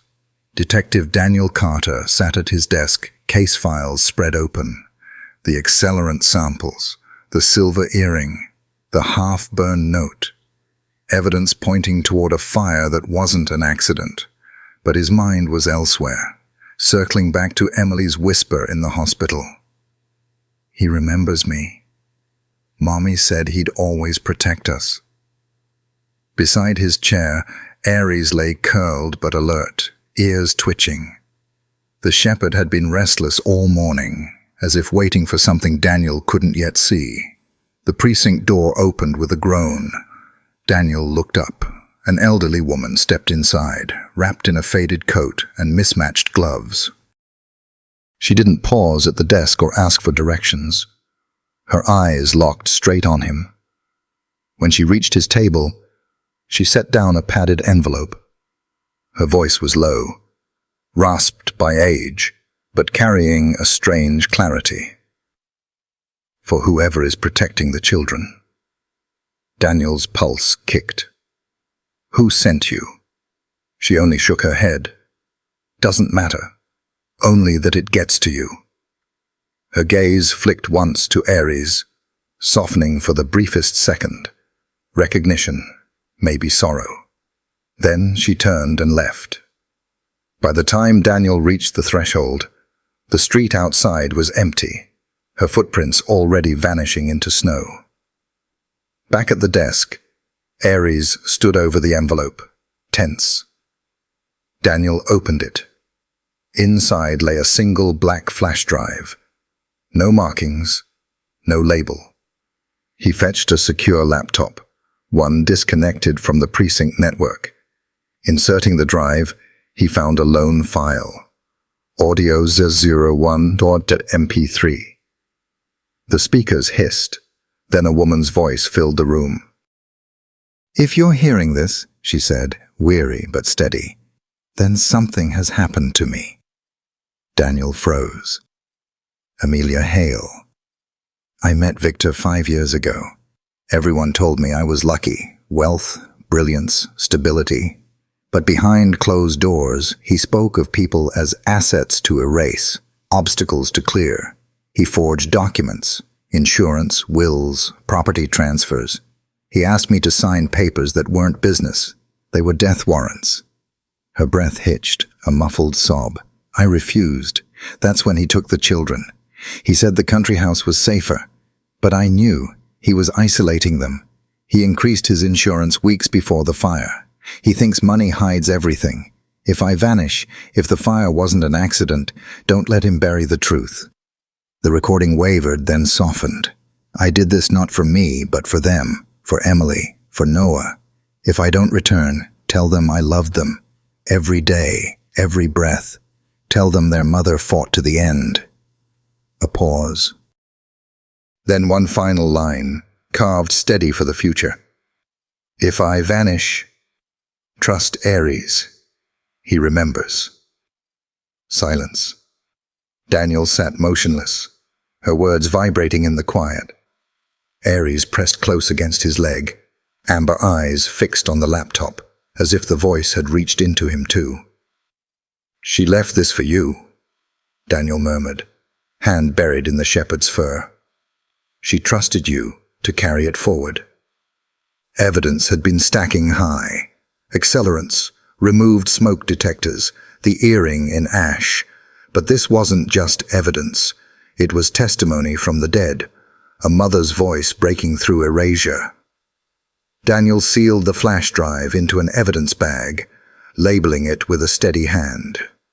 Yet even as he wrote, he knew men like Victor Hale didn't fear paper trails. They feared what couldn't be erased: loyalty, instinct, memory. He rose, pulling on his jacket. For the first time since the fire, he no longer felt like a man chasing ghosts, but like one standing at the edge of a hunt. Ares rose with him, muscles coiled, eyes sharp. Daniel placed a hand on the shepherd's back. His voice was low, steady. "Let's go, partner. She left us a trail, and we're not stopping until it ends." Together, man and dog stepped out of the evidence room. Behind them, the precinct hallways lay dim and silent. But inside, Daniel Carter, the silence had changed. It was no longer heavy. It was the pause before movement, the breath before a storm. And through it burned Amelia's voice, bright as a beacon in the dark. "Trust Ares. He remembers." The storm had passed, leaving silver pines hushed under hard stars. Snow blanketed the woods so thick it swallowed sound. Inside his rented cabin, Daniel Carter slept slumped in an armchair, firelight flickering across his face. Ares stirred first, a low growl. The shepherd stood at the window, ears pricked, body tense. One sharp bark jolted Daniel awake. His hand found the pistol on the table. "What is it, boy?" Ares didn't answer with his eyes, but with his body, turning from the window toward the door, barking again, sharp and insistent. Daniel pulled on his coat, holstered his weapon, grabbed a flashlight. The moment the latch clicked, Ares bounded into the snow, cutting northeast into the dark woods. Daniel followed, boots crunching deep drifts, flashlight carving narrow beams through frozen branches. The protocol said, "Stop. Wait for backup." But protocol had never carried children from fire or heard Amelia Hale's trembling voice beg someone to trust her dog. Daniel muttered, "I'm with you, partner," and pressed on. The deeper they went, the quieter the forest became. Then Ares slowed, nose to the ground, body angled like a compass. He barked low. Daniel raised his light and froze. Through the trees, half swallowed by shadow, stood a cabin. Roof sagging, chimney broken, steps buried in snow. Forgotten by time, except Ares hadn't forgotten. They approached in silence.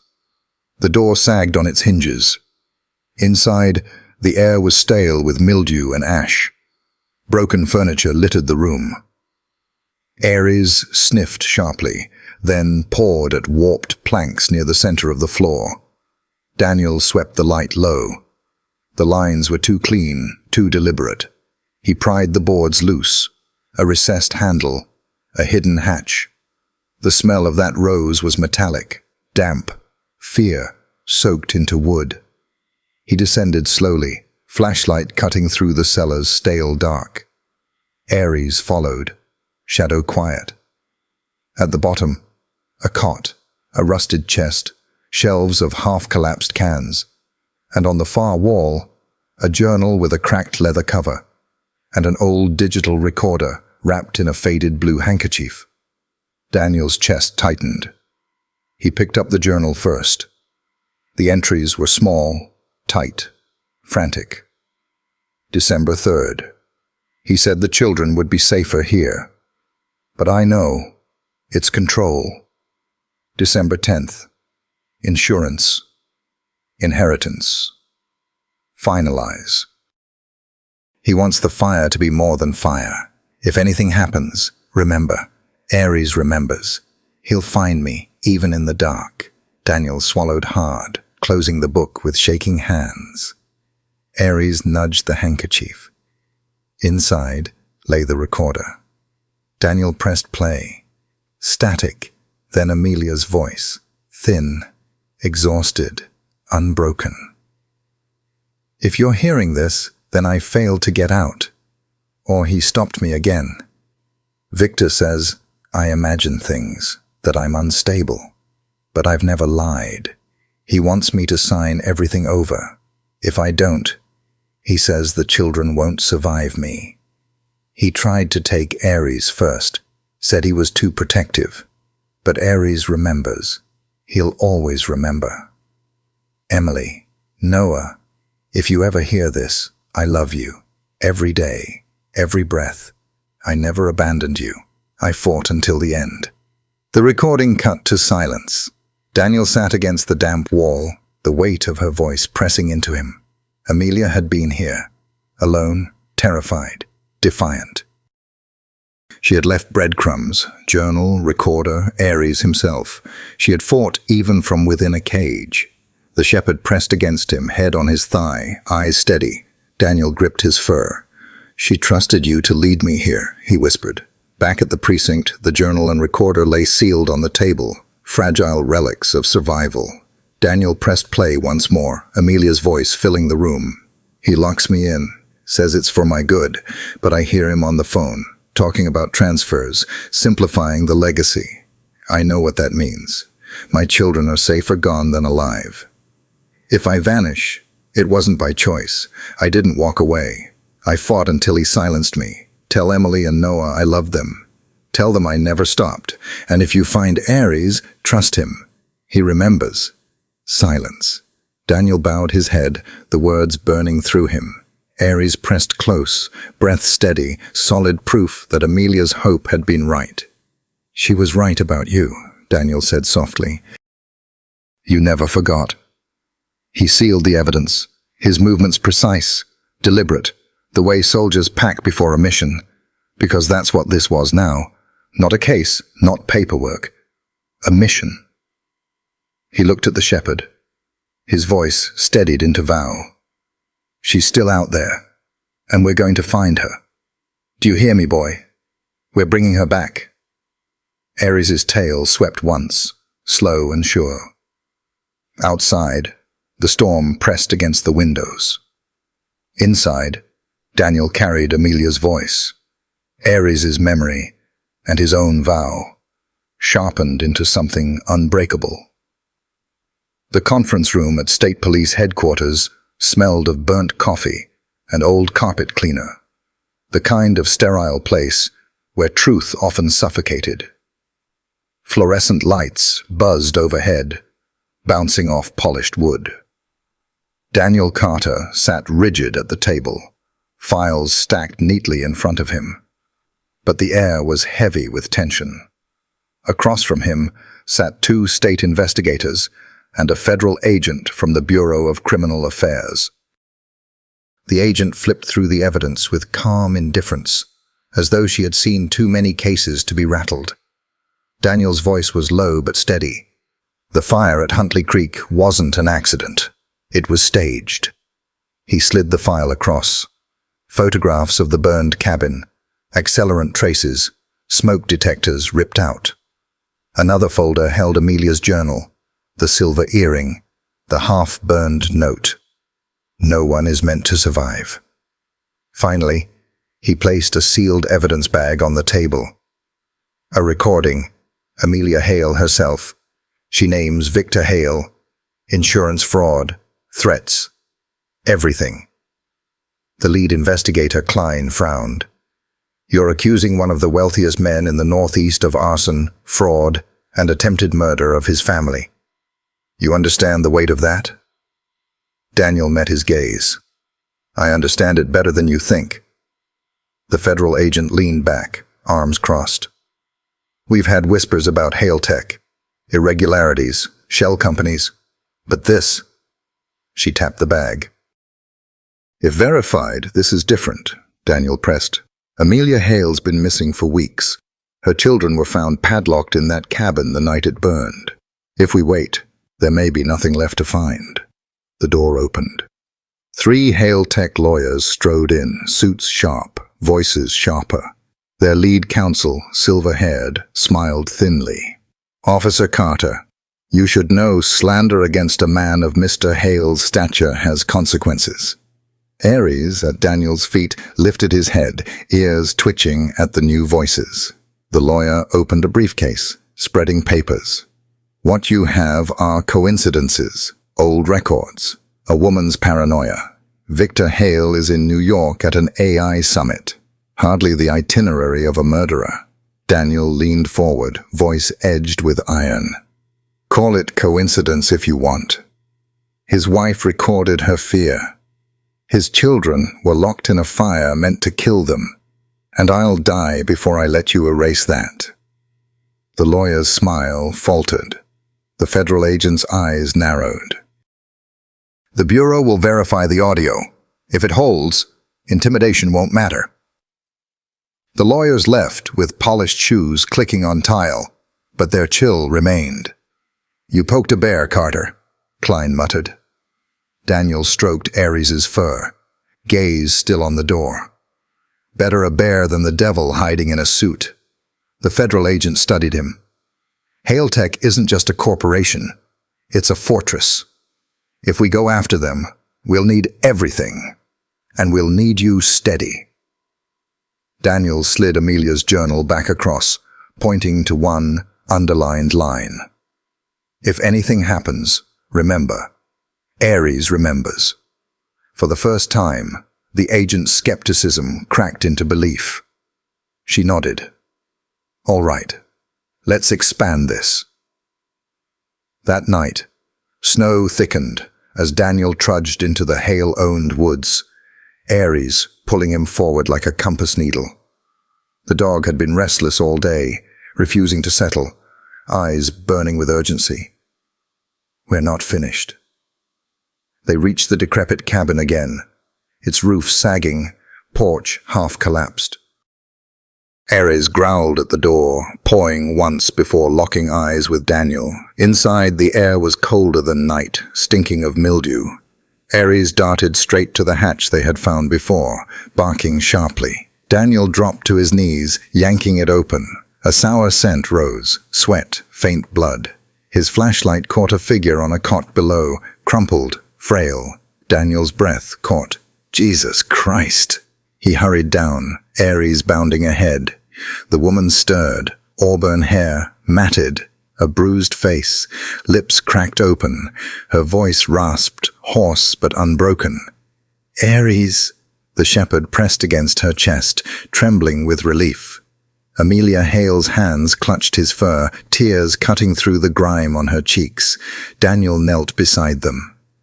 Amelia Hale, your children are safe. Emily and Noah survived. Her sob broke like glass. Alive. Alive, Daniel confirmed. Waiting for you. Her body shook. Disbelief and relief collided. He said, they wouldn't. They're alive because of Ares. He led me to them, and now he's led me to you. She stroked the dog's muzzle with trembling hands. I told them, brave dogs never forget. Daniel offered his flask. She sipped weakly. When he asked if she could stand, her determination burned, but her body said no. Daniel slid an arm under her shoulders, lifting her frail frame. Ares circled them like a guard, unwilling to let her go. Snow and starlight greeted them as they left the cabin. Amelia gasped at the sight, tears streaming as though she hadn't seen the sky in years. He'll come for me, she whispered. Daniel's jaw tightened. Then he'll have to go through us first. Ares barked once, sharp and certain. For the first time since the fire, Daniel felt something other than fury. Hope, fragile but alive. At Green Ridge Medical Center, the pediatric wing glowed softly under dim lights. Daniel leaned against the doorframe, coat streaked with snow, watching the room inside. Amelia sat propped in bed, frail but alive, Noah in her arms, Emily pressed against her shoulder.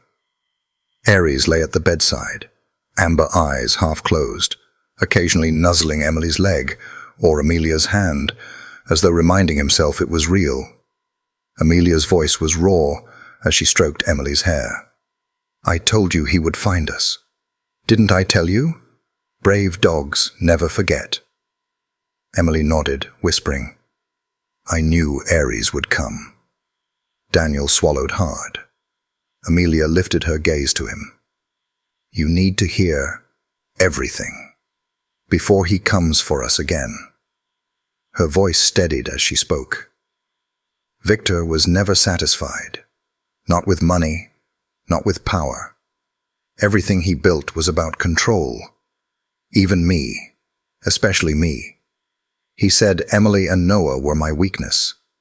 He wanted to erase them, to start over. Emily whispered. He locked the door. Amelia stroked her daughter's back.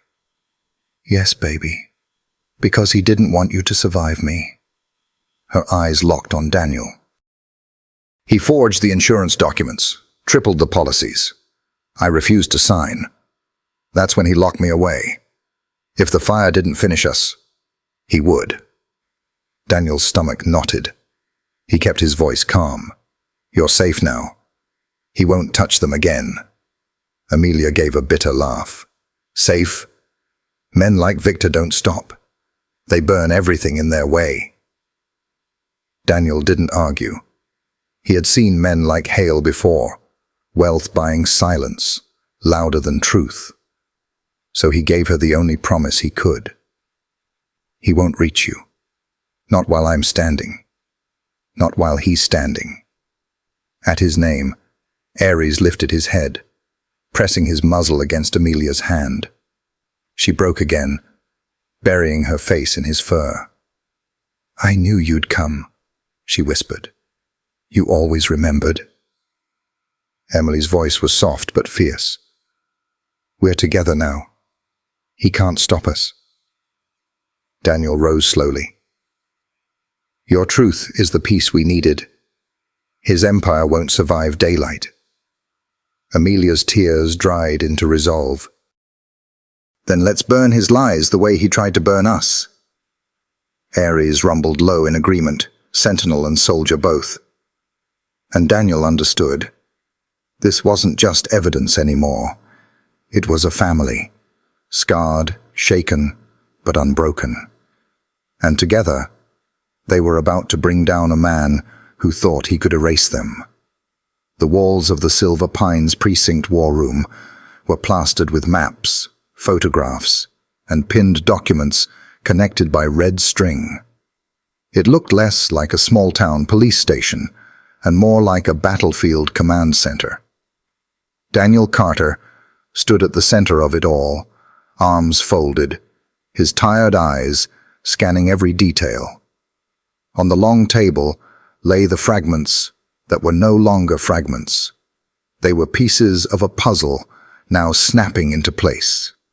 The accelerant analysis reports, the burned cabin photographs, the melted smoke detectors, all removed before the fire. The life insurance policies Victor Hale had altered weeks before Amelia's disappearance. And now, Amelia's own sworn testimony. Her words, recorded on video the night before in the hospital, had cut through every doubt. "He told me we were weak, that Emily and Noah would never carry his legacy. He said fire was simpler, cleaner. If I refused to sign everything over, he'd erase us himself." The room was thick with silence after her statement ended, the weight of her voice filling every corner.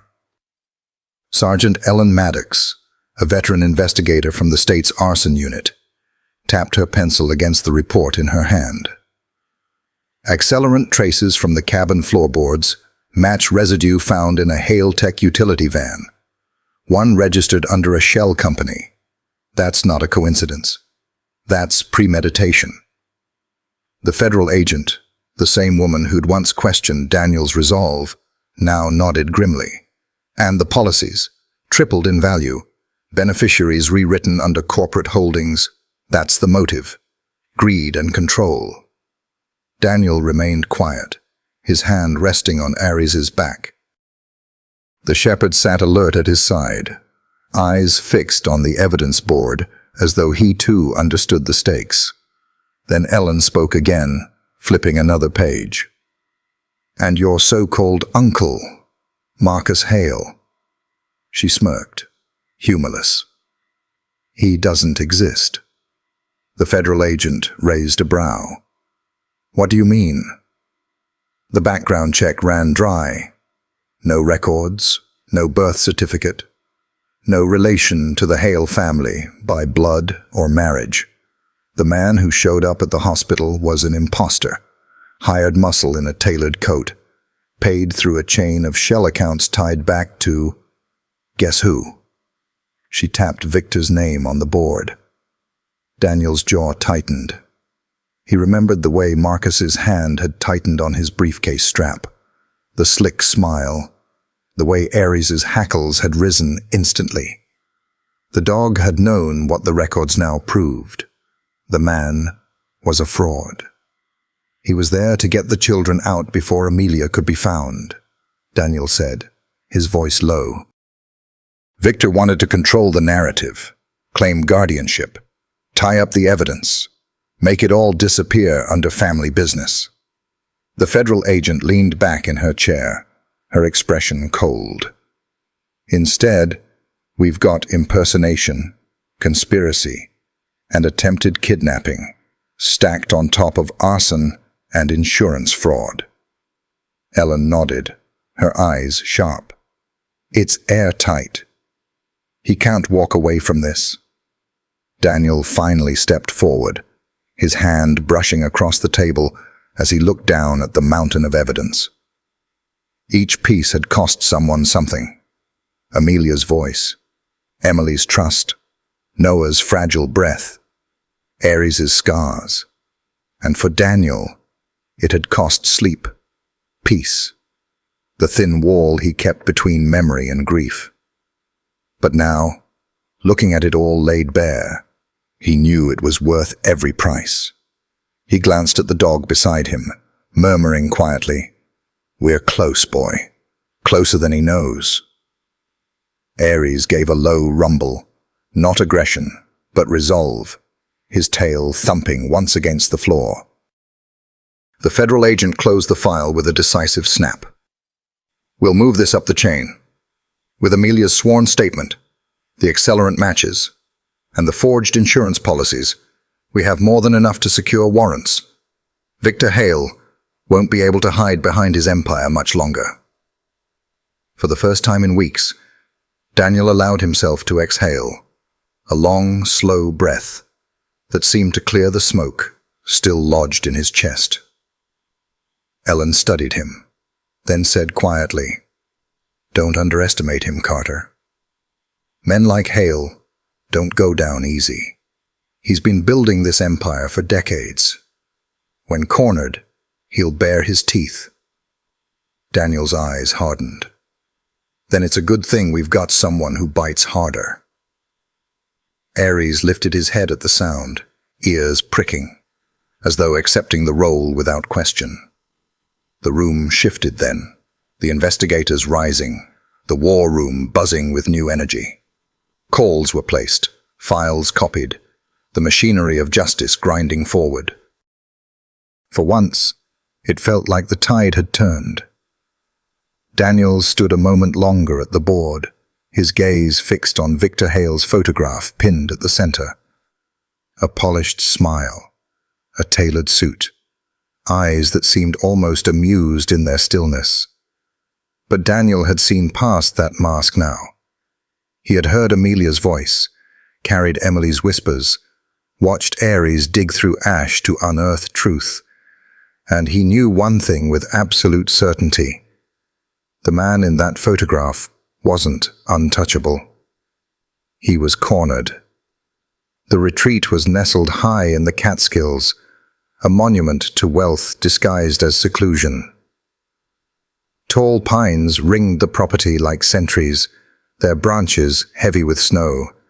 The house itself was built of stone and glass, its sharp angles reflecting the pale glow of the moon. No neighbors for miles, no prying eyes. Exactly the kind of place a man like Victor Hale would choose to hide, while the world whispered his name. The convoy rolled in silently, engines muted, tires crunching softly against the frozen gravel. Black SUVs, armored vans, and unmarked trucks fanned out, their headlights dark, their radios alive with coded whispers. Daniel crouched behind the lead vehicle, his rifle slung but ready. Aries pressed close at his side. The shepherd's breath puffed white into the night, his amber eyes locked on the retreat's glowing windows. The dog was silent but taut, every muscle coiled, as if he too understood the gravity of what waited inside. "Positions," the SWAT commander murmured through the comm. Dark figures slipped into place around the perimeter, moving with the precision of practiced wolves. Red dots flickered across helmets, rifles angled low, but ready.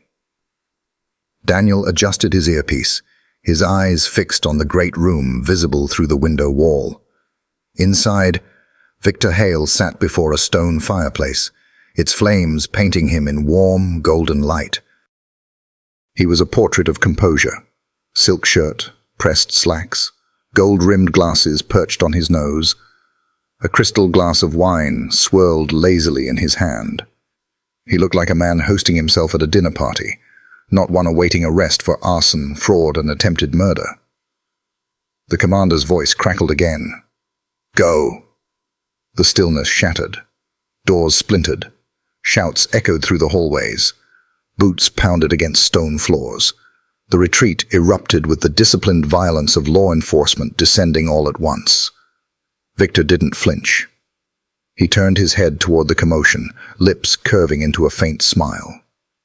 He lifted his wine glass in a mock toast as the first SWAT team poured into the room, weapons drawn, voices sharp.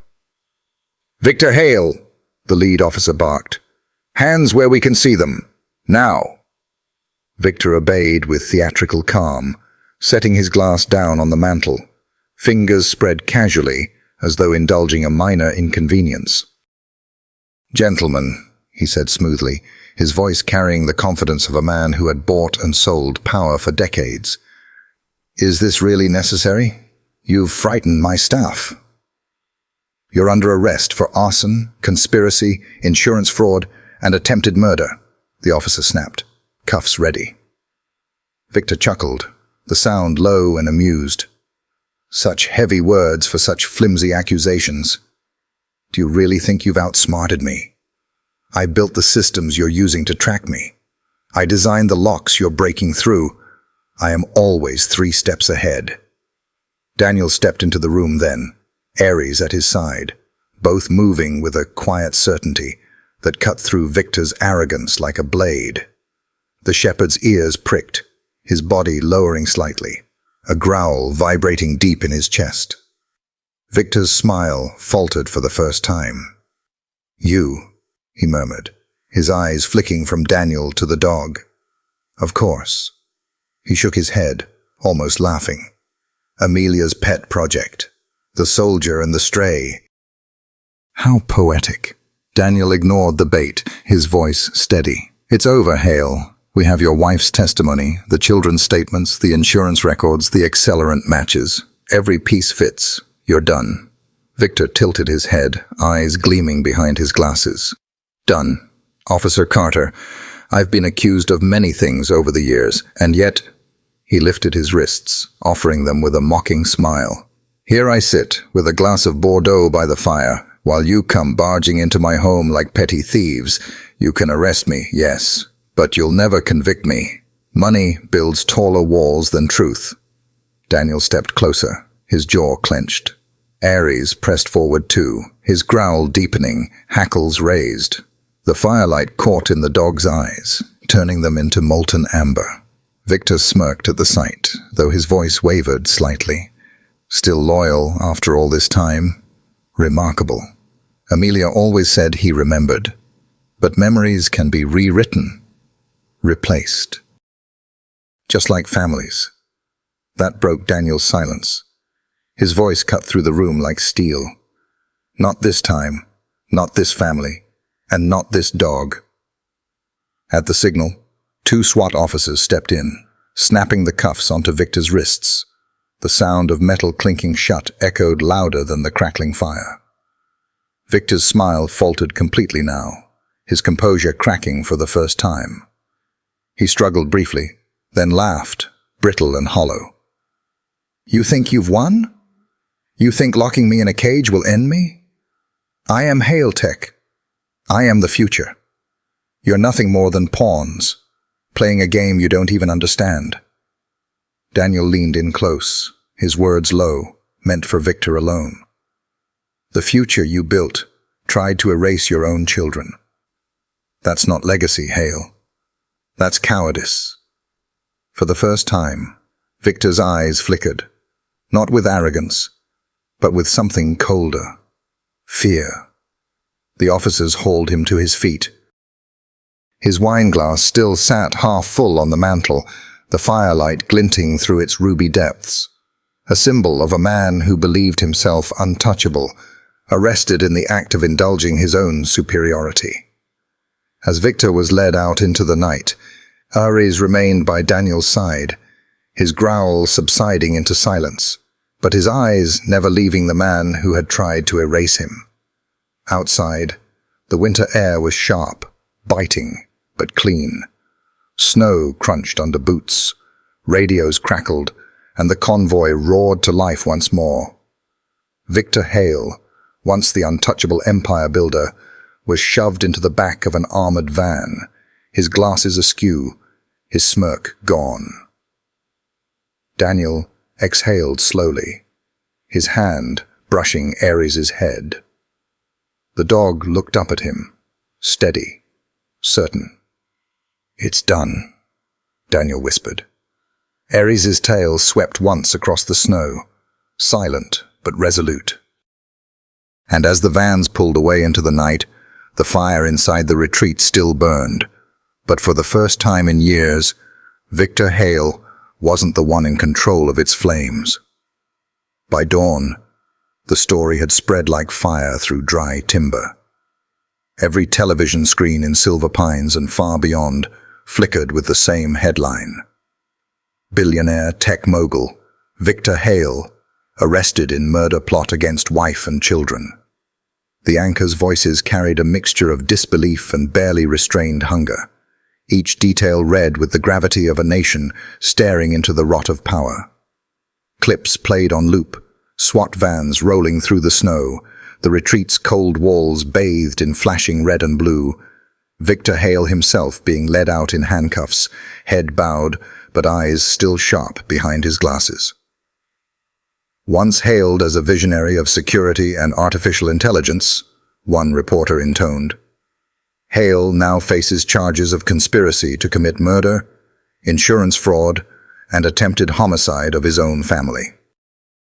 Authorities confirm the case centers on testimony from his wife, Amelia Hale, who was found alive after weeks in captivity, and evidence recovered by local law enforcement.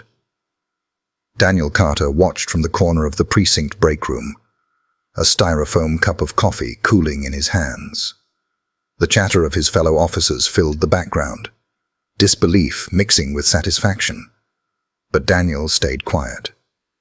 Beside him, Ares lay on the floor, his head resting on his paws, ears twitching at the sounds of the television. To anyone else, he looked half asleep, but Daniel knew better. The dog never stopped listening. The camera cut to a press conference outside the federal building in Albany. Reporters shouted questions, flashes popping like gunfire. The spokesperson's words were firm, clipped. This office will pursue the full weight of the law against Victor Hale. No amount of wealth or influence exempts anyone from justice. Daniel sipped his coffee, bitter and lukewarm. He didn't care about the polished speeches, the federal sound bites, or the networks that would turn this into a week-long spectacle. For him, justice didn't live in microphones or headlines. It lived in smaller things. In the way Emily had curled against her mother's side, whispering, "We're together now." In the fragile breath of Noah, as he slept safe for the first time in weeks. And in the steady way Ares had stood in the ash, paw pressed to scorched floorboards, leading him to a truth no one else had wanted to see. Daniel set the coffee aside and crouched down beside the shepherd. Ares lifted his head, amber eyes catching the dim light. "You did this," Daniel murmured, his voice carrying something deeper than pride. "Not the suits, not the headlines. You." Ares tilted his head, the faintest sweep of his tail brushing the tile. His gaze was steady, unblinking, as though he understood the weight of what had been said. Daniel's hand found the scar along Ares's muzzle, his thumb tracing it slowly. "They'll say it was the evidence, the testimony, the case we built. But I know better. It started with your nose in the snow, your growl in that hospital room. You remembered when no one else wanted to." The dog exhaled softly, leaning into the touch, his body warm and grounding. The television continued to drone in the background, now cutting to talking heads, debating the fall of a man once considered untouchable. But Daniel didn't turn to look. His eyes stayed on the shepherd at his side, the partner who had carried him through fire and shadows alike. Justice didn't always march in with sirens. Sometimes, Daniel thought, it padded quietly on four legs, sniffing at ruins, growling at lies. Sometimes it wore fur and scars instead of badges. Outside, the winter sun was climbing slowly, casting pale gold over the snow-blanketed streets of Silver Pines. Life moved on. Shopkeepers cleared their sidewalks. Children tugged on mittens, the world spinning as though it hadn't been touched by scandal at all. But Daniel knew the truth. A family was alive because a dog had refused to forget. He stood slowly, stretching the stiffness from his shoulders. "Come on, boy," he said, his voice low but steady. "Time to head home." Aries rose at once, stretching his long frame before falling into step beside him. They walked together through the narrow halls of the precinct, the noise of the television fading behind them. Outside, the cold was a bit sharp, but Daniel welcomed it. The sky was clear, the snow glinting under sunlight, and for the first time in weeks, the horizon didn't feel heavy. Victor Hale's shadow had lifted, and in its place stood something quieter, steadier. Not triumph, not glory, just the quiet certainty that good men and good dogs still had their place in the world. The thaw came slowly that year. By late March, the snowbanks that had lined the roads of Silver Pines had melted into dark rivulets, running down to feed the swollen creeks. Echo Lake, once a sheet of hard glass under the winter sky, now rippled with the restless winds of spring. Pines stood tall around its banks, their needles fresh and green, carrying the scent of renewal. It was here, at the edge of the lake, that Daniel Carter's cabin stood. The little house, once weathered and quiet, had been restored plank by plank, window by window. The fire damage from years before had been patched, new timbers cut, the porch rebuilt to face the water. It wasn't grand, just a two-bedroom cabin, the kind built more for living than showing. But it carried a feeling no mansion ever could. A place that had been broken, then mended, and now it was full. Daniel leaned against the porch railing, mug of coffee warming his hand, as he listened to the sounds drifting from inside. A child's laughter, light and unrestrained. The faint gurgle of a baby, the low hum of Amelia's voice, coaxing calm into her children's morning. For months, he had grown used to silence, the kind that echoed too loudly. But now the silence was gone, replaced with life. Behind him, the screen door creaked open.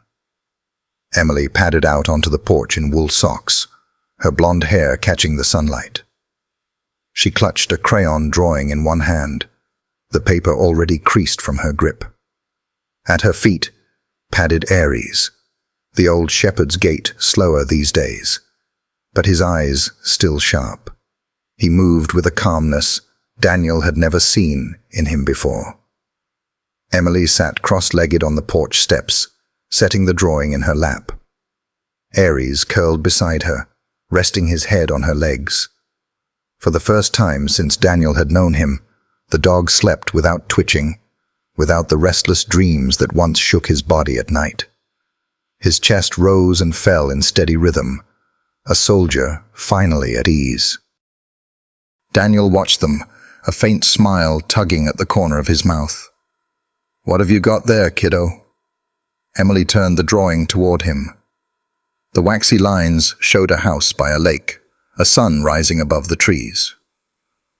4 figures stood on the porch: a tall man, a woman with long auburn hair, a little girl, and a baby in swaddling. At their feet was a dog, tail wagging, drawn larger than anything else on the page. "It's us," she said softly. "Our new house." Daniel's throat tightened. He took the picture carefully, as though it were evidence of something sacred. "Looks perfect," he said. Emily beamed, her small fingers absently stroking Aries' ear. "He likes it here. Mommy says roots matter. That is where we can grow again." She paused, then whispered, "He remembers this place too." Daniel glanced at Aries, whose tail thumped once in his sleep, as if agreeing. Inside, Noah began to fuss. Amelia's voice followed, gentle but tired, soothing him back into quiet. Daniel turned to see her through the window, rocking the baby against her shoulder. She caught his gaze for a moment, and even from a distance, he saw the gratitude in her eyes, the kind of gratitude words never fully captured. Months had passed since Victor Hale's arrest, and though the world still buzzed with the fallout of his empire's collapse, the family had chosen silence here at Echo Lake. No cameras, no reporters, no whispers of legacy or scandal. Just the rhythm of healing, Emily's laughter, Noah's cries, Amelia's voice carrying life back into rooms that had once been empty. Daniel finished his coffee and set the mug on the railing. He stepped down onto the porch steps, settling beside Emily. For a while they sat in companionable quiet, watching the lake shimmer under the morning sun. "You know," Daniel said finally, his voice low, "when I first bought this cabin, I thought it'd be a place to hide, somewhere the world couldn't reach." Emily tilted her head. "And now?" He looked at her, then at the dog curled at her feet, at the woman standing inside cradling her baby. He let out a breath that felt lighter than it had in years. "Now it feels like a place to start." Emily smiled, leaning down to kiss the top of Aries' head. The shepherd stirred faintly, lifting his muzzle just enough to press it against her hand before drifting back into his rare, peaceful sleep. Daniel's chest ached at the sight. For years, Aries had carried the weight of memory, the fire, the loss, the betrayal. He had been the sentinel in the ash, the one who refused to forget. But here, at the lake, with Emily's hand in his fur and Noah's laughter in the air, the dog finally seemed to believe the fight was over, that his family was safe. The breeze shifted, carrying the scent of pine and water. Daniel closed his eyes briefly, letting it wash through him. The world would still turn messy, still demand battles and choices. But here, in this moment, there was peace. He opened his eyes and looked at Emily, who was drawing again on the corner of the page. She added another figure beside the house. A dog stretched across the porch, asleep in the sun. Daniel smiled. "You got it right," he said softly. Emily glanced up, her eyes bright. "Mommy says we're roots now, not ashes." Daniel nodded slowly, his gaze drifting back to the lake. "She's right, kiddo. She's right." The cabin creaked in the warming air. The water lapped softly against the shore, and for the first time in a long time, Daniel Carter believed in something he hadn't let himself feel in years. Not just survival, not just justice. Home. And at the heart of it all, a German shepherd slept at a little girl's feet, guarding not against shadows this time, but against silence, reminding them all that some roots are planted in fire, but grow stronger in light. The rain came softly that afternoon, tapping against the windows of the Echo Lake cabin. Spring had brought with it a steady rhythm of renewal, pines budding with fresh green, the lake thawed and rippling, and the once silent house now alive with sound. Daniel Carter sat at the kitchen table, the kind built solid and square from oak, sanding down a small wooden toy he had been shaping.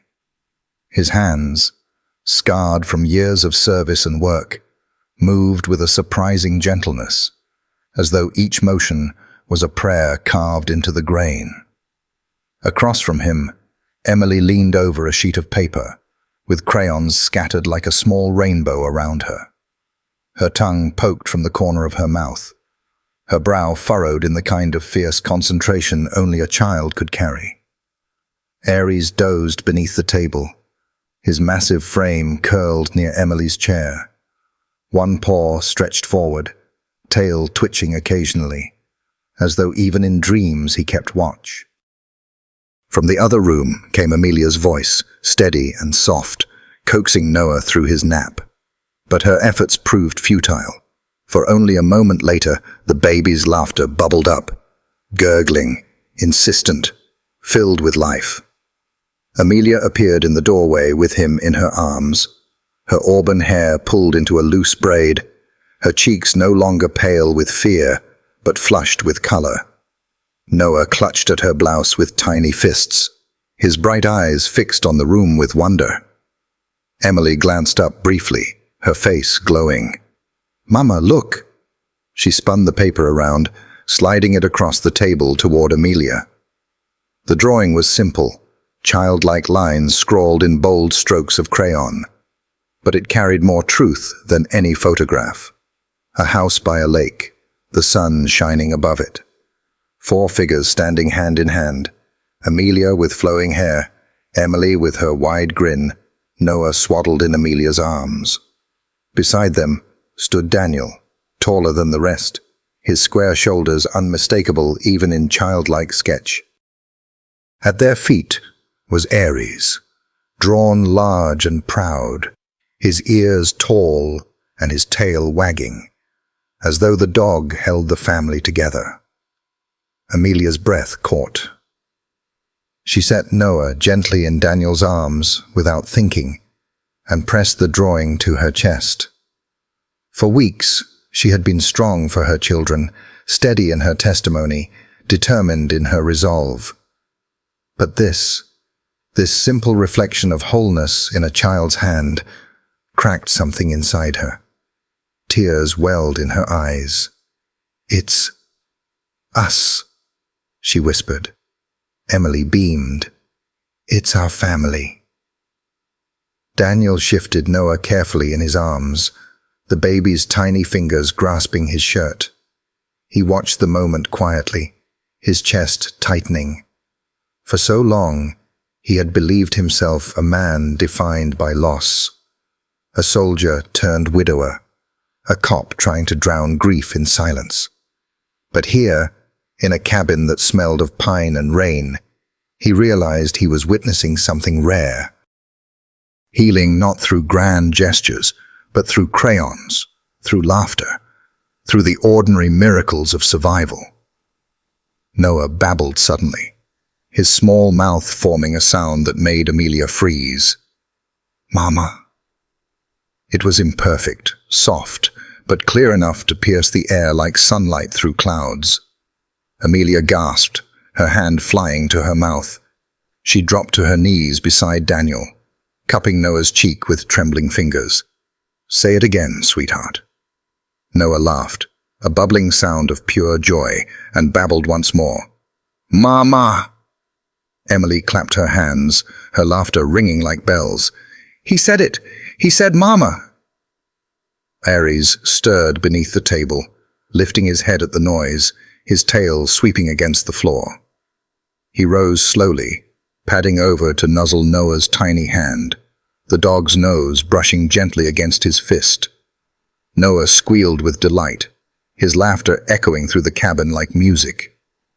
Amelia bent forward, tears slipping down her cheeks, as she kissed the top of Noah's head. "You brought us back to life," she whispered, though it wasn't clear if she meant her baby, her daughter, or the shepherd who had refused to let them die.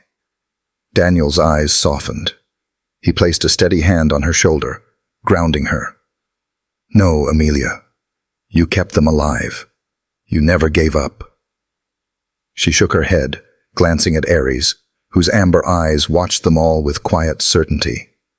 "No," she said, voice trembling. "He never gave up."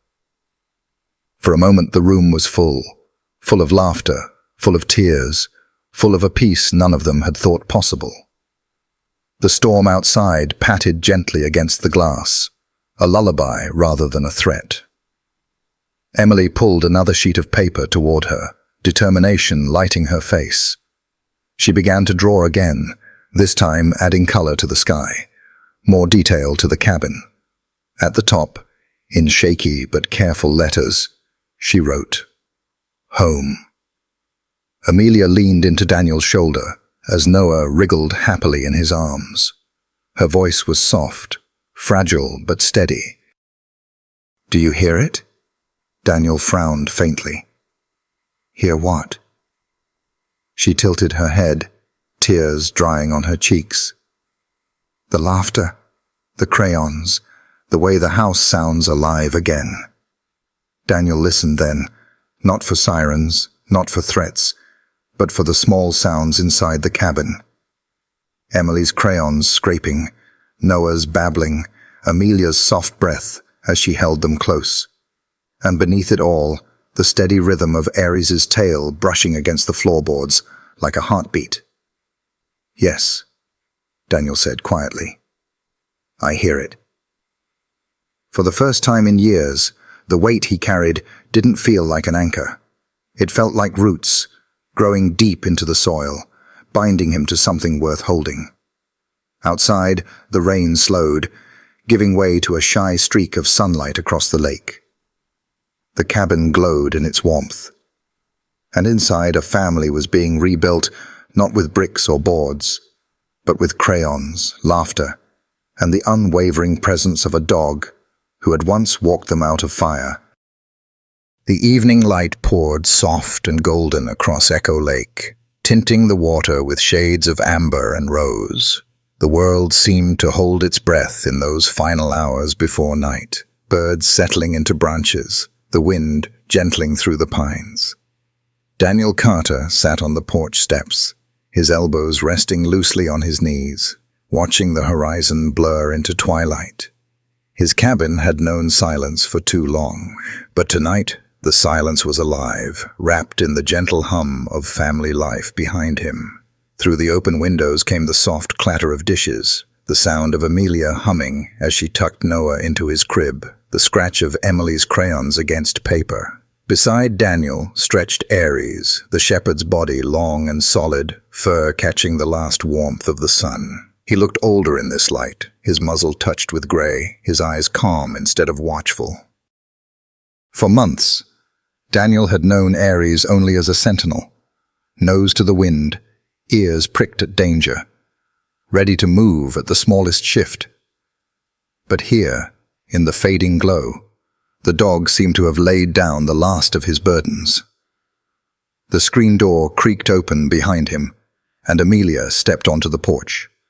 She wore a shawl against the cooling air, her auburn hair loose around her shoulders. There were still faint shadows beneath her eyes, reminders of nights lost to fear and isolation, but her face carried color again, her posture strength. She lowered herself onto the step beside him, folding her hands in her lap. For a while, they sat without speaking, watching the lake ripple under the changing sky. "Emily asked me today if we're staying here forever," Amelia said softly. Her voice carried both weariness and wonder, as if she still couldn't believe she had the choice to answer. Daniel glanced at her. "And what did you tell her?" "That roots matter," Amelia replied, a faint smile touching her lips. "That this house was built from ruin, just like us. And sometimes the best place to grow is the place that's already seen fire." Daniel let out a quiet breath, nodding. "She's right." From the living room came a sudden burst of laughter.